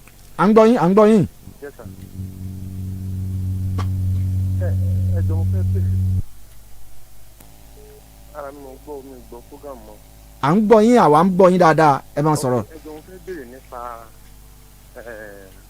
Ọ̀ṣun ọba ṣe ń fún àwọn ọmọ ilé alákọ̀ọ́bẹ̀rẹ̀ lóúnjẹ tí ò lọ mọ́. ok. tó láti ìbàjẹ́ sẹ́yìn àwọn ọmọ ilé alákọ̀ọ́bẹ̀rẹ̀ wọn fún ọ lóúnjẹ fún ọ. ọ̀dà ẹ ṣeun ẹgbọ́n tí wọ́n wí kọmíṣánná wa ẹ bá fi. ẹ jẹ́ kí n gbé láti ibi tẹ̀kan quickly tí kò bá wọlé ẹjọ́ wọlé a máa kọ́lẹ̀ tractor issue ti ọ̀rọ̀ lórí ọ̀rọ̀ àgbẹ̀lẹ̀ kan 31 tractor a dẹ̀ ti pín wọn káàkiri. ẹ̀lú ẹ káàárọ̀ o ẹ káàárọ̀ ẹ kú ojúmọ́ o ẹ ṣeun ẹ bá wa dákọ yín. àti Mr. Ọlálẹ̀ lórúkọ mi. ẹ ṣeun. àti kọmíṣánná wa sà. àdúpẹ́. oníbàjẹ́ fún yín. àmín. hello sà. à ń gbọ́ yín. ẹ gbọ́ pé nínú 100 billion naira tẹ́lẹ̀ fi ṣe bridge pé flyover wà ní Ìkìrun wà ń bẹ̀ kí ló dé ṣe flyover fún Adékìrun. ọ̀dà ẹ ṣeun. ẹ já ansa eléyìí tán ká tó gbé kọ mi torí wọn á lè rò pé àwọn kan béèrè àgbo ansa ẹ jẹ́ ń gbé flyover bridge ti Ìkìrun nǹkan tí ò jẹ́ ká ṣe mọ́ kí gbogbo Ìkìrun àti environment rẹ̀ gbọ́ gbogbo nǹkan tó à ń ṣe ká tó bẹ̀rẹ̀ a máa ń consult àwọn stakeholders ìgbà tá a conceive idea yẹn a consult àwọn stakeholders wọ́n ní ká ṣe better along the line àwọn tí wọ́n ní ká ṣe yẹn àwọn tó jẹ́ wíìsù káàkiri Ìkìrun àti gbogbo agbègbè rẹ̀ àwọn náà tún padà wá bá gómìnà yìí pé dípò tí ó fi jẹ́ yẹn ó jẹ́ priority wá ń sìn yìí pé ọ̀nà tí ìjọba Arẹ́gbẹ́ṣọlá tí wọ́n ń ṣe é lọ tíjọba Adeleke ti ṣe dé Ìkìrun wọ́n ní ká kọ́kọ́ bá wọn ṣe yẹn dé ìlà odò boundary náà ẹni wọ́n fi shift attention government kúrò ń bẹ̀ yẹn òun ló fà á the same thing náà ló ṣẹlẹ̀ sówó díẹ̀díẹ̀ locations and some other things ni ẹ̀bá ti tíṣà ẹ̀bá ti bẹ̀rẹ̀ ń bẹ̀ so àwọn tí wọ́n dẹ̀ wá àwọn tó jẹ́ wíìsù nítorí gbogbo ní tàǹsẹ̀ ń bì kọ̀ọ̀ká máa consult àwọn táwọn pé wọ́n jẹ́ opinion leaders ìyẹn níbẹ̀ yẹn kó tó di pé kọ́ mi ò wọlé ọ̀gbẹ́ni Johnson bẹ̀rẹ̀ lórí Johnson látòṣogbo wọ́n béèrè school feeding lọ o federal government ti stop school feeding láti jọ ìbẹ́tọ̀ so state government ń ṣe o ẹ lọ ṣèwádìí yín dáadáa so ìyẹn báwọn tí ò bá wá rí bẹ́ẹ̀ á tún pé àwọn tó wà lórí ètò torí títí di the last time tèmi béèrè lórí ẹ̀ o information tí wọ́n fún mi nìyẹn mo ń sọ̀rọ̀ tractor a ti pín 31 tractor báyìí sí gbogbo federal constituency àti ọ́fíìsì osadep lọ́sùn àti location tí wọ́n ti lè máa gbà á dẹ̀ ti publish ẹ̀ síta kí nìyẹn túmọ̀ sí lásìkò tá a wà yìí 31 tractor ní 2000 ra tí tá a pín lásìkò tá a wà yìí gbogbo ẹni tó bá fẹ́ ṣe àgbẹ̀ lójúlówó lóòótọ́ kó lọ sí Ministry of Agriculture ibi tí tó bá jẹ́ pé kò tí ì rílẹ̀ wọ́n á sọ ibi tí ó ti rílẹ̀ fún tó bá ti rílẹ̀ àwọn federal constituency area tá a ti sọ pé àwọn tractor yẹn wà yẹn kó lọ síbẹ̀ wọ́n á fún ní tractor tó bá wá ní problem láti lè gba tractor ẹ bèrè lẹ́ẹ̀kan nípa ti works náà mo sọ fún yín Ministry of Information eléti gbáròyé là wà o tó bá dé agric tí wọn bá dá lóhùn kó wá sí information tó bá dé works tó bá fẹ́ rí nǹkan bẹ́ẹ̀ tí ò bá rí ṣe kó wá sí information àwa ó bá wa fi tó wọn létí ìyẹn báyẹn ẹnìkan náà. pẹ̀lú ẹ̀ káàárọ̀ o àmì àṣẹ. mo kí ìjọba ìpínlẹ̀ Ọ̀ṣun ọlọ́mọ fún yín ṣe o. àmín. kọ́mìnrin Jamiu Sẹ̀mí ní láti ìlú Òṣogbo ní kùlíyà ní kọ́bọ̀n gbogbo ẹ̀. ẹ ṣeun. mo kí kọmíṣánná wa ọ̀nàrìbù Kọ́lápọ̀ Àlímì wọ́n kó atótónu látàárọ̀ ọlọ́ọ̀ni kúrú látàyè ní ìjọba Ọ̀ṣun ó mọ̀ tẹ̀síwájú.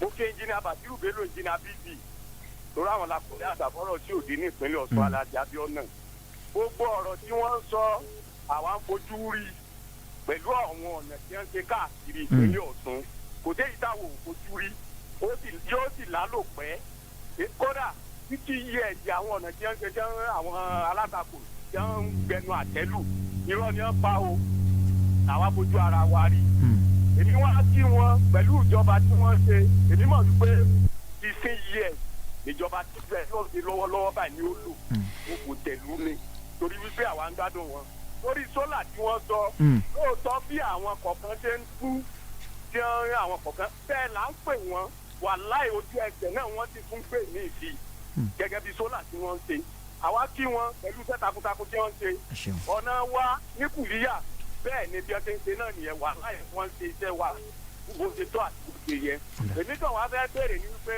wọ́n àti wọ́n ṣe lọ bóò ni wọ́n ti fẹ́ bá wa bẹ̀rẹ̀ secondary torí wípé ọ̀nà yẹn oríta prime ni ó ti dúró wọn ò bá wa ṣe débi tí wọ́n sọ yẹn ẹ dákun mo rọ ìjìnlẹ̀ Bàṣírù Bello bóò ni ọ̀nà yẹn bóò ni ó ti débi tó yẹ kó dé ìbéèrè tí mo fẹ́ béèrè lọ́wọ́ wọn nù ẹ jẹ́ fún ètò ìsìn yẹn ìjọba àpínlẹ̀. ẹ já gba question méjì sí káwá dáhùn rẹ kù. ọ̀ya ẹ fẹ́ lẹ́yìn náà kan àtẹ̀jíṣẹ́ kan wọlé. àtẹ̀jíṣẹ́ tó wọlé this is from the residents of Ìfẹ́làgbà Àánúolúwapọ̀ at Ìfẹ́lójú communities situated along Owode Ilesha Road, and what they are saying is that they are appealing for the construction of a road stretching from Uweba Junction under the power line towards the Muslim burial ground. The current state of the road is deplorable and they require urgent intervention, as the community members have tried all their best to see. So they are appealing to the governor and to please assist them in making sure that they also enjoy the dividends of democracy. P.S. Sir. Yes. So while we're waiting for more calls, the VC was on an issue of if the university, one of the campuses, and we're talking about parameter fencing and the medicals for the students. Yeah, thank you very much. The university is planning, and seriously too, to fence some of our campuses that are vulnerable, particularly Ikire campus and Ifetedo campus of the university. Okay. That is in our plan for next year. And by the grace of God, as soon as we are able to mop up some money from different sources, we will do this for the two campuses. And the health issue that you mentioned in the Ifetedo campus, Council has briskly taken the issue up at the last council meeting that held last week Friday. And I assure you that by the time the students come back for the new academic session in November of this year, it will be a different ball game. So where do you see Uni Osun in the nearest future? Well, I'm rounding off as the Vice Chancellor. My time is running out very fast. But I see a university looking at the beginning of the university. Akanyade to Okeshina to Labo Kupola, then to myself, and then 2 or 3 acting Vice Chancellors in between. The university has grown in leaps and bounds. And from the dream of the founding fathers, at that time in 2006, the dream of a university that will be able to produce a huge Nobel Prize winner in its 50 years of existence. And this is very possible, given the situation of things in the university today. If this tempo is maintained, that dream is realizable. And that is the union that I see. Thank you very much, sir. One more word from him. We have 3080. Yeah. Tell us about it on a lighter note. 3080, yeah, the founding fathers too dreamt of something that will be the code for the university. And 3080 means Uni Osun being the 38th state university in Nigeria. and the 88th overall university in this country. Wow. So it's not debatable. That is the number in the code. Wow. So bó ti rí náà wọ́n ti wí látàkọ́ àbẹ̀wọ̀n lédè Gẹ̀ẹ́sì ẹ̀ ń padà sọ́dọ̀ PS wa ọ̀nà kan náà tún rèé tí wọ́n ní kí n tún díṣẹ́ rẹ̀ fún yín wọ́n ní ọ̀nà tó wọlé sí Arátùmí Sùúrùlérè Akéde Ìyálọ́jà community láti Iléṣà garage area Òṣogbo àwọn ló ti bàjẹ́ kọjá àyè páńpẹ́ ikú ni fún àwọn olóko àwọn tó ń fi ẹsẹ̀ àti ọ̀kadà rìn àwa olùgbé àdúgbò yìí mọrírì iṣẹ́ takuntakun tí gómìnà Adeleke tí wọ́n ṣe ọ̀nà tó wọlé láti iwájú Iléṣà garage lọ sí Arátùmí tó jáde sí ilé bàbá comrade Hasan Sumonu kò rí ọwọ́ ìjọba àwọn ìjọba tó ti ń wá rárá wọ́n dá ọkọ̀ ara wọn wọ́n sì kọ́ ọkọ̀ ara wọn síbẹ̀ ọ̀dà wọ́n ní ẹ dárúkọ wọn. wọ́n ní èmi ni olóyè Àtinúkẹ́ Tíbọ́rẹ̀m Olúfúnmiláyọ̀ Arátùmí community Òṣogbo tí wọ́n kọ síbẹ̀ rèé tó PS ṣé ẹ lè bá wa dáhùn àwọn community tí wọ́n ń béèrè àwọn ìrànlọ́wọ́ yìí.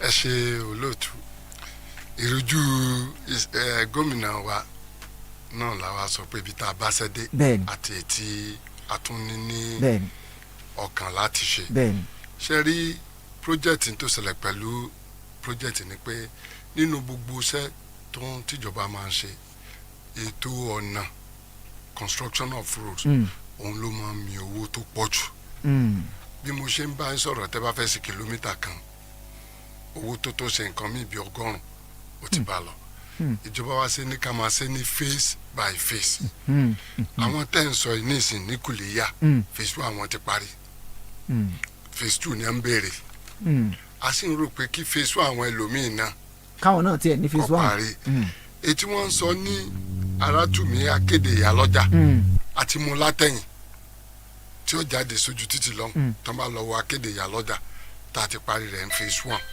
so phase 2 rẹ̀ náà àti ti ṣe ó ti jiná ṣùgbọ́n olóòtú bá ṣe wà ńlẹ̀ sí la ṣe ń pín iṣẹ́ yẹn ìjọba tó wá ti tó kẹ́ pé kí tá a bá ń ṣe àwọn ọ̀nà yìí lọ o àwọn ọ̀nà kan tó bá jẹ́ emergency tó bá ṣẹlẹ̀ lójijì. ẹ̀lú ẹ̀ káàárọ̀ o ẹ̀lú ẹ̀ káàárọ̀ o ẹ ṣeun kí lorúkọ yín bolẹ̀ tí ń pè o ẹ ṣeun. ẹ̀lú ẹ̀ káàárọ̀ à ń gbọ́ yín kí lorúkọ yín bolẹ̀ tí ń pè. ẹ kú ètò. ẹ ṣeun. ẹ kú ètò. ẹ ṣeun à ń gbọ́ yín o. ẹ kú ètò. à ń gbọ́ yín ẹ ṣeun o Ọlọ́run ló lè tó. à ń gbọ́ yín mà. orúkọ tèmi ni Abdulaziz Sadi Alati Ajagun Lásẹ̀. èsì mo fẹ́ sọ àti ìjọba Adeleke wọ́n tíráì wọ́n sì gbìyànjú Ọlọ́run ọmọ fún wọn pé ìjọba náà ọlọ́ọ̀ni tí ó bàjẹ́.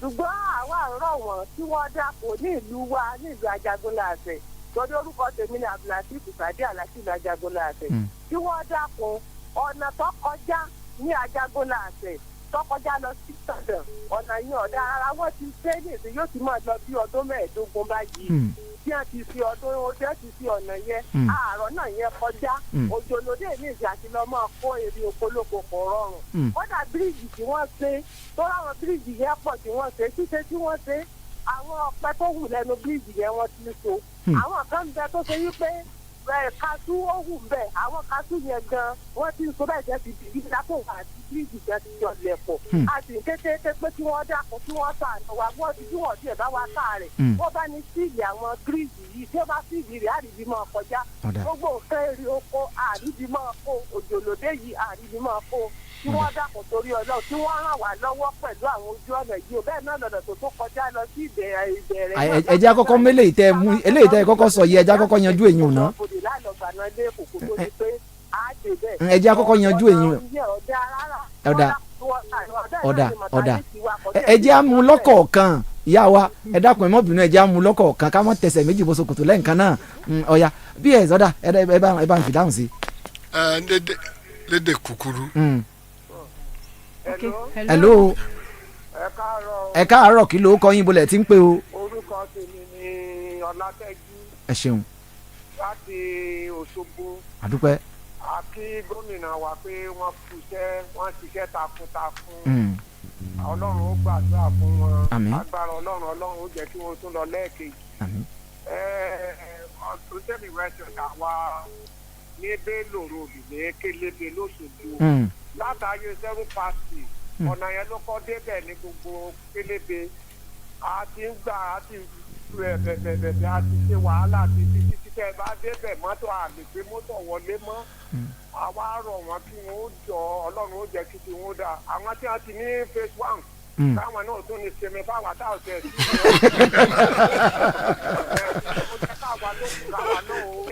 òṣìṣẹ́ ẹni tó ń sọ̀rọ̀ lẹ́ẹ̀kan pé gbogbo àwọn gọ́vnọ̀ ni wọ́n ṣe dáadáa. Àdúpẹ́. Ẹ jẹ́ ká kí ẹni yẹn pé lóríire ni. Àdúpẹ́. àbúrò kìrìsáìsì gọ́ọ̀mẹ̀ntì kankan. Ẹnjìnà Bello wọn náà wọn kì í. òun náà ń ṣe dáadáa. Bẹ́ẹ̀ni. tí wọn bá rà lébù wọn kí wọn ó sọ. Ẹ ṣeun. kí àwọn náà ó sì ṣàtúnṣe lórí ẹ̀. Ọ̀dà ẹ jẹ́ wọn fi dáhùn sí ní tẹ́ ẹ ti sọ yìí. Àdúpẹ́ ẹ jẹ́ wọn fi dáhùn sí ní tẹ́ ẹ ti sọ yìí. Ọ̀yá PS ṣe ẹ sáré fi dáhùn sí tí wọ́n ti sọ yìí. jẹ́ kí n kó gbogbo ẹ̀ pọ̀ àwọn tí a ti ṣe phase 1 bí bàbá mi tó sọ̀rọ̀ ń sìn ti sọ̀rọ̀ ká má bínú ká bá wa ní sùúrù díẹ̀ ká parí phase 1 tàwọn yòókù náà ká tó padà síbẹ̀. kó ní kálukó ní phase 1 lọ. kó kákulé phase 1 ká kọ́kọ́ kú phase 1 kọ́ kárí. èyí tí wọ́n ará tù mí akéde ìyálọ́jà àmọ́ phase 2 tọ́ba àwọn ará owó ẹ̀bà àti mẹ́sọ̀ rẹ̀ àdẹ̀ ti pákéjì rẹ̀ then àwọn ajagunláṣẹ wọ́n rọ̀wọ́ jàṣẹ gómìnà sí dáadáa láìpẹ́. tó àdúgbẹ́ ẹ jẹ́ mú eléyìí wá fún kọmíṣánná wa lórí ọ̀rọ̀ ètò ààbò kó tó di ká tún mọ́ gba ìpè ní ìwọlé. ẹ jẹ́ kán béèrè màá kó. àwọn ẹgbẹ́ alátakò sọ pé ẹ ti bẹ̀rẹ̀ sí ní lo àmọ̀tẹ́kùn tako àwọn wọ́n dárúkọ àwọn area kan ní ilẹ̀ ìjẹ̀ṣà ní àtàkùmọ̀sà east pé àwọn àmọ̀tẹ́kùn bẹ̀rẹ̀ sí ní lọ káwọn kan mọ́ bẹ̀rẹ̀ sí ní arrest àwọn kan bẹ̀rẹ̀ sí káwọn kan àwọn olóyè ìlú àwọn ọmọ ìlú wọn náà wọn ti arrest èèyàn bíi 10 kan pé gbọmọgbọmọ yìí ti ń pọ̀ jù lọ́sùn lóru káwọn àmọ̀tẹ́kùn ọmọ ní àwọn láwọn ìgbèríko wọ̀nyí pé ìjọba ìpínlẹ̀ Ọ̀ṣun làwọn rí ti ń bẹ ń díẹ̀ pé ọ̀rọ̀ òṣèlú ni lóò a sọ pé lórí ètò yìí ọ̀rọ̀ òṣèlú kọ́ la bá wa iṣẹ́ ìríjú ní táwọn tí ìjọba yìí ń ṣe làbá ṣùgbọ́n kò sí bá ti sọ̀rọ̀ òṣèlú tá à ní sọ̀rọ̀ òṣèlú ìdáhùn wo lẹ fẹ́ ní sílẹ̀ yìí ètò ìdìbò ni wọ́n sì ti sí pé ń bọ̀ lọ́nà yìí bó láti fẹ́ ṣe nípínlẹ̀ Ọ̀ṣun tí ìlú ó tùbà tí ó tùṣẹ tá a sì dìbò fẹ́ntì ń ṣe dáadáa tó ń wá wọ̀rọ̀wọ̀. ẹ ṣe ibi tẹ́ ti bẹ̀rẹ̀ náà máa ti gbé máa padà síbi tí mo wà tẹ́lẹ̀ ẹ jọ nítorí Ọlọ́run a fẹ́ bẹ àwọn olóṣèlú wa ẹnìkan kí PS ń sìn lórí bọ́n ṣe sọ̀rọ̀ sẹ́mu pé òṣìṣẹ́ ìjọba làwọn àwùtọ́ ni olóṣèlú làwọn àwọn tó ń sọ yẹn náà olóṣèlú ni wọn gbogbo dáadáa tí gómìnà wa ń ṣe àwọn ò kì í rí ní tiwọn àfi kí wọ́n máa wá àlébù káàkiri òun ni ó fà á lẹ́ẹ̀kọ̀ọ̀kan tí àwọn náà bá kọlù àwa náà ò kọlù wọn ni o ṣùgbọ́n lórí ti àmọ̀tẹ́kùn ẹ rí i pé àmọ̀tẹ́kùn tí gómìnà wa bá ẹni tí àwọn tó wà jẹ́ ọmọ ẹgbẹ́ àmọ̀tẹ́kùn wọn ò jọ 100 lọ gómìnà wa wá nígbà 1,000 àti 100 ó lé láti fi kún kí ètò ààbò kó lè rajaja ni àmọ̀tẹ́kùn tẹ wá rí yẹn ò kí ń déédéé jáde àwọn èèyàn kan ní ó lọ́ọ̀jì complain nǹkan báyìí ń ṣẹlẹ̀ ń bí báyìí o ẹ wá bá wa wò ó eléyìí tí wọ́n wá sọ dòṣèlú tí wọ́n ń ṣe press conference sígbà mórí ó yà mí lẹ́nu bígbà tí èèyàn ò ní nǹkan tí ó wí náà ni o ìta àpá ní ìlú kan ní Àtàkùmọ̀sà East ìlú kan níbẹ̀ ni ṣé tí nǹkan bá ṣẹlẹ̀ ní ìlú kan tí àwọn èèyàn mú ẹ̀sùn wáyé pé àwọn kan wọ́n lọ dá fìjìláńtì tara wọn lẹ̀ ìlẹ́gà wọ́n sì gbébọn fún wọn wọ́n sì ń fi ń terrorize àwọn èèyàn ìyẹn ni wọ́n lọ sọ fún àwọn àmọ̀tẹ́kùn táwọn àmọ̀tẹ́kùn pé àwọn yìí pé gbọ́ ń bò lẹ́yìn ti wá tẹ́ ẹ gba ìbọn tẹ́ ẹ ń terrorize àwọn ìbò ẹ ti rí ìbọn preliminary report sọ pé Ìbàdàn náà wọ́n ti rí ìbọn àwọn tí wọ́n pera wọn ní fìjìláńtì ìwọ̀n rẹ́gísítà àwọn òsì kan ní làwọn kan wá pé àwọn ọmọ ẹgbẹ́ àwọn ni sáwọn ọmọ ẹgbẹ́ yín ni wọ́n máa ń gbébọn tí ò ní láísẹ̀nsì káàkiri ni ẹ má jẹ́ ká fi ọ̀rọ̀ òṣèlú ẹ má jẹ́ ká fi bọ ọ̀rọ̀ security ìyẹn jẹ́ ọ̀kan ní nǹkan tí madam béèrè pé kí ni àwọn legacy project àkọ́kọ́ náà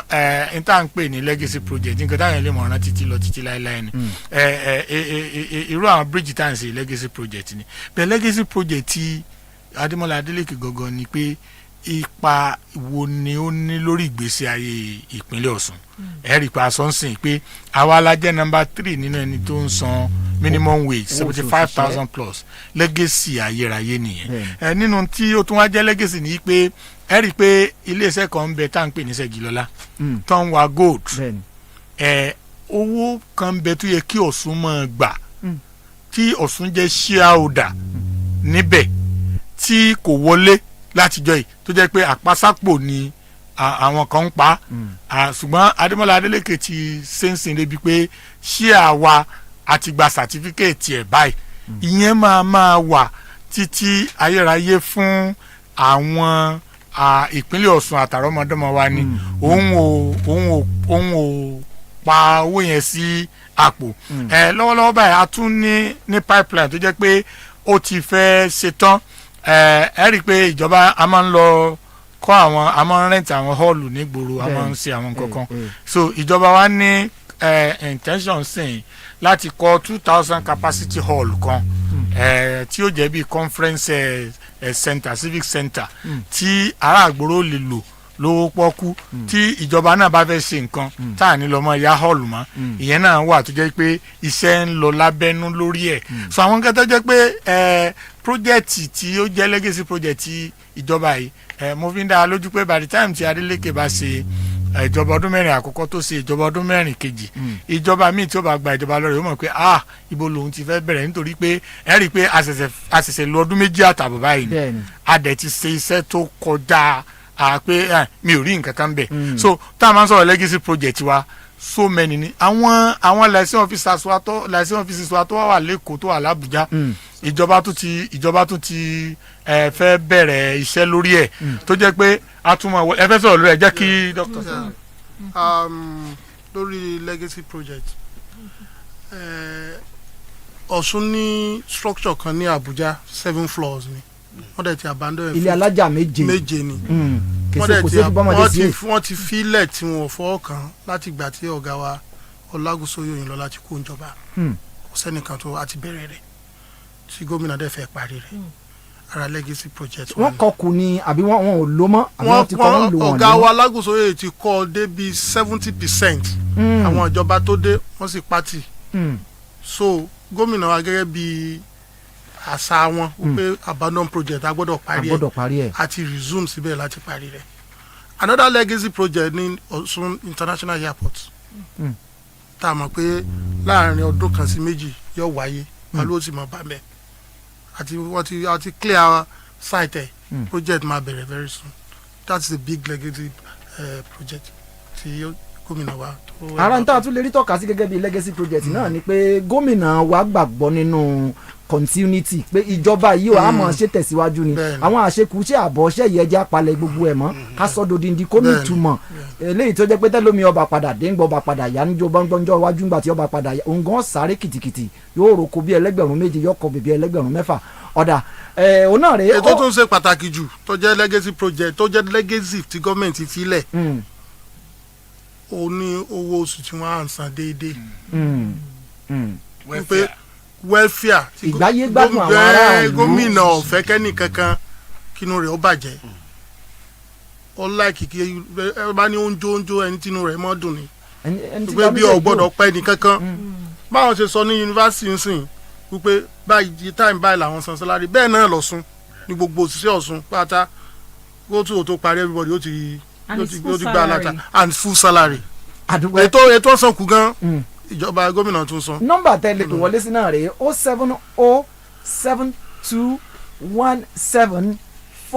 07072174497 tàbí kẹ́ ẹ pé 07076130324 àwọn nọ́mbà tẹ́lẹ̀ pé wọlé sí náà rèé. Okay, so while we're still waiting for more calls to come in, Honourable Commissioner for Information, and I like to ask, the last edition of the program, we talked about the panel. You know, they discussed. I think one of the co-chairmen came representing the Atauja and was talking on the Ifo Ilobu crisis and the likes. When are we expecting their report? Because I listened to the program and I had to go back to the program. When are the people expecting the report for action? Well, on that, that's my immediate constituency, Ifon, Ilobu, and Neri, and I have connections in the 3 towns. My wife is from Ilobu, I'm from Neri, and I have a building in Ifon. So.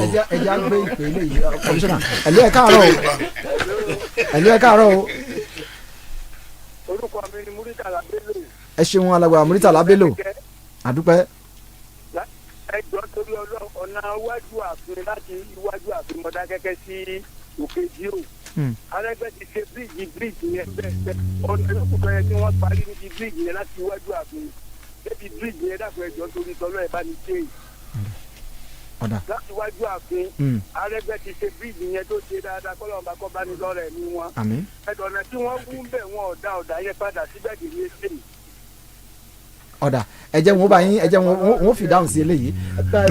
bí mo ṣe ń sọ lẹ jẹ́ kí n sọ ní Yorùbá káwọn yẹn lè gbọ́ so ilé lẹ ọ̀rọ̀ mi lẹ béèrè lọ́wọ́ ara mi yẹn ṣùgbọ́n ìjọba in our own wisdom gẹ́gẹ́ bí ìjọba a rí i pé ọ̀rọ̀ yẹn kọjá nǹkan tí ìjọba lè yanjú lábẹ́lé àwa gbé ìgbìmọ̀ kan dìde ìgbìmọ̀ yẹn ní bàbá wa Àtaọ́jà jẹ́ alága fún tí ajàfẹ́tọ̀ọ́ ọmọnìyàn kan comrade Wahil Lawal sí jọjọ ń ṣe ètò yẹn comrade Wahil Lawal ló wá ní the other time àwọn tó wà nínú ìgbìmọ̀ yẹn ní mẹ́ẹ̀ẹ́dọ́gbọ̀n lùkọ̀ọ̀kan wọ́n jẹ́ 75 ìjọba wa fi èèyàn mẹ́ẹ̀ẹ́dọ́gbọ̀n sí inú èèyàn mẹ́ẹ̀ẹ́dọ́gbọ̀n tìjọba yẹn nínú rẹ̀ ní bàbá Àtaọ́jà bàbá wa kábíyèsí olókùkù wọ́n wà ń bẹ̀ bàbá wa ọlọ́ba òkè wọ́n wà ń bẹ̀ bàbá wa ọlọ́yàn ọ̀dà pé wọ́n náà wà ń bẹ̀ bàbá wa ọwálóko tilẹ̀ Jẹ̀ṣà àwọn náà wà ń bẹ̀ so àwọn lọ́ba márùn ló wà ń bẹ̀ àwọn ọ̀gá ọlọ́pàá ìpínlẹ̀ Ọ̀ṣun wọ́n wà ń bẹ̀ director DSS nípínlẹ̀ Ọ̀ṣun wọ́n wà ń bẹ̀ olórí civil defence nípínlẹ̀ Ọ̀ṣun wọ́n wà ń bẹ̀ olórí NDLA wọ́n wà ń bẹ̀ ọ̀gá àwọn sójà wọ́n wà ń bẹ̀ àwọn tí wọ́n jẹ́ ajàfẹ́tọ̀ọ́ ọmọnìyàn kan wíwá ìsàká wọ́n wà ń bẹ̀ àwọn tí wọ́n jẹ́ sọ̀fíọ̀ permanent secretary gbogbo wọn sáko wọn jọ tí wọn ò wá láti bẹ̀ yẹn kán bá wa ṣe ètò ẹ̀ àwọn kọ́mítì yẹn wọ́n ń ṣiṣẹ́ lóyàkíyàkí nítorí pé wọ́n fẹ́ ṣe iṣẹ́ tí wọ́n á ṣe tán tí wàhálà ó tún wá ṣẹlẹ̀ ṣùgbọ́n bẹ́ẹ̀ ṣe wá sọ náà ilẹ̀ ní gbogbo wọn àwọn náà ń gbọ́ ń sìn àwọn náà torí pé ìjọba ò gáǹgì wọn àwọn kan ń rọ̀ wọ́n láti tètè múra sí i nítorí wọ́n ní tá a bá tún pẹ́ lórí mínà ńgbà míì èsìnkèsì lè bá wa ń bẹ̀ kí àwọn ìgbìmọ̀ yẹn náà mọ̀ gbọ́ mọ̀ kí bàbá wa Àtaọ́jà tí wọ́n bá gbọ́ àwọn olóyè ó gbọ́ wọ́n bá wa sọ fún wọn àwọn ọmọ ìgbìmọ̀ yẹn náà tán bá ń gbọ́ pé kán jọ kán bá wa yára sí i kán bá wa tètè parí ẹ̀ mo dẹ̀ mọ̀ yìí pé lágbára Ọlọ́run irú nǹkan tó ṣẹlẹ̀ yẹn Ọlọ́run ní jẹ́ ká rírú ẹ̀ mọ́ gbogbo àwọn tó wọ́n bá jẹ́ àríjàgbá lọ́tún lọ́sì Ọlọ́run ó bá wa fún wọn ní omi sùúrù mu kẹ́bí mo ṣe sọ the other time o kí àwọn yẹn wá rántí o nǹkan kan náà ní wá mi ò mọ̀ bí èèyàn ṣe fẹ́ rìn ní Ifọ̀n Ìlúbú ẹ̀rìn tó bá jẹ́ ọmọ ẹ̀rìn tí ò ní dé lòbú tàbí tí ò ní dé fọ́n mi ò dẹ̀ mọ̀ bó ṣe fẹ́ rìn tó bá jẹ́ ọmọ fọ́n tí ò ní dé lòbú tàbí tí ò ní dẹ́rìn tí a bá jẹ́ ọmọ lòbú kò sí bó ṣe fẹ́ rìn bẹ̀ yẹn tí ò ní dẹ́rìn tí ò ní dé fọ́n a ti wọnú ara wa ẹ jẹ́ ká ríra wa lẹ́yọ̀kan ẹ wá jẹ́ ká mọ̀ pé gbogbo ẹni tó bá dá wàhálà kan lẹ̀ directly or indirectly àṣegbé òsì ilé ayé o àṣepamọ́ ló wà so mo wá ń fi àsìkò yìí rọ àwọn tí wọ́n jẹ́ kọmitì náà èmi náà tó ń sọ fún wọn ìjọba náà ń rọ̀ wọ́n àfẹ́ kan ṣe ní sàṣàdìdì o ṣùgbọ́n kan jọ kan bá wa múra sí i kí á tètè parí ẹ̀ láì ní pẹ́. all right before we. ẹ jẹ́ tó wá fi àsìkò yìí dúpẹ́ lọ́wọ́ àwọn elétò ìdìbò wa torí inú ọdún la wà yìí a dẹ̀ dúpẹ́ lọ́wọ́ gómìnà wa owó ribi ẹ má gbọ́ ẹjọ́ ẹ má gbọ́ owó ribiribi níjọba ń ná fún àwọn elétò ìdìbò àwọn elétò ààbò a dúpẹ́ lọ́wọ́ gómìnà wa a dẹ̀ dúpẹ́ lọ́wọ́ àwọn elétò ààbò wa wọ́n ń fi ọmọlúàbí ṣe kí wọ́n túbọ̀ máa bá wa fọmọlúàbí ṣe kọ́fì bẹ̀rẹ̀ láago 9 ṣùgbọ́n nínú ọdún tá a wà báyìí tá a bá rí i pé èèyàn kan bóyá ohun ti travelling bọ̀ ni tàbó pẹ́ tá a bá dúró tá a bá chẹ̀kẹ̀ tá a bá ti rí i pé kò lẹ́bọ lọ́rù ẹ dákun ẹ máa bá wa síjú àánú wò wọ́n ẹ má jẹ́ ká fìyà jẹ wọ́n ẹ jọ nítorí Ọlọ́run lágbára Ọlọ́run ẹ̀ ní ṣiṣẹ́ sí o. Honourable Commissioner sir, November next year we're going back to the polls in Osun State. August. August. I hope that will not hinder or stall the developmental projects that is going on. Thank you very much for that question. The INEC recently released the timetable for the election for Ekiti and Osun. I'm concerned about that of Osun. The date is 8/8/2026. That is another day of victory for Ademola Adeleke. We don't have any fear. We know our people are with us. We are sure they have been supporting us and they will continue to support us. And I'm very sure that the Ademola Adeleke administration will be re-elected. As per the project, I can assure you, you can see the PS is here. You can see my guy here. They will not allow our project to suffer. And most of the projects, we have my guy stated here that Dr. Beat stated that some will be finishing by ending of this month, June. Some in July, and some will commence. When they commence, you see the level of work that will continue to go on. Our governor will not mix politics with governance. Politics is separate, and I'm very sure that with our works, with what we have done and what we are doing and what we still do, we will have its right with wide margin over any opposition in Osun State any day, anytime. Let me add to this. Ejekinsoni Yoruba. New project commence as from next week.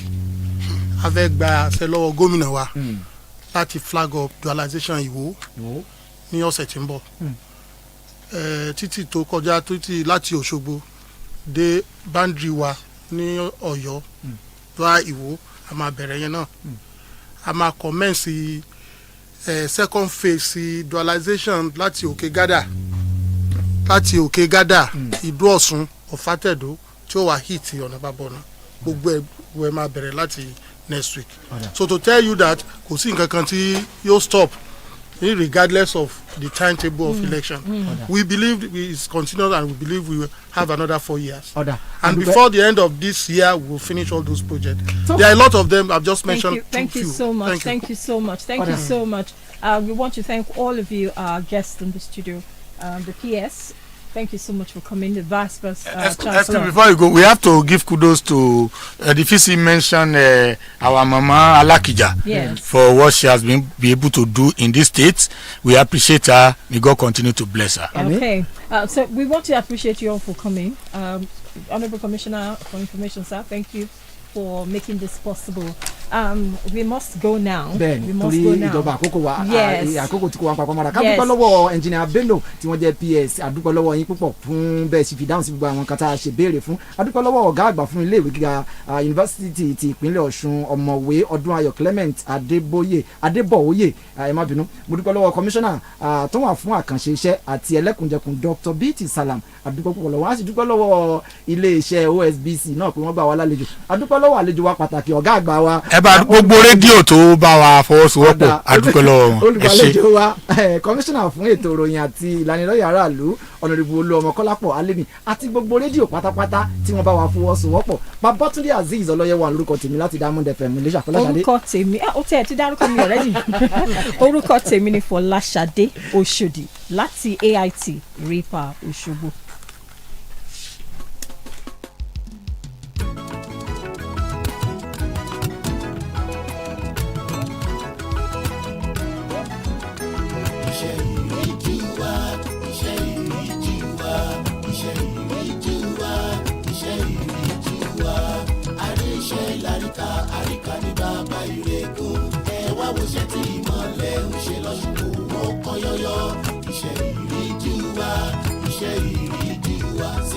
Ademola Adeleke ìmọ̀lẹ̀ rẹ̀ ń tọ́jà lẹ́jàkó. Lẹ́ka ètò iṣẹ́ òde ẹ̀wù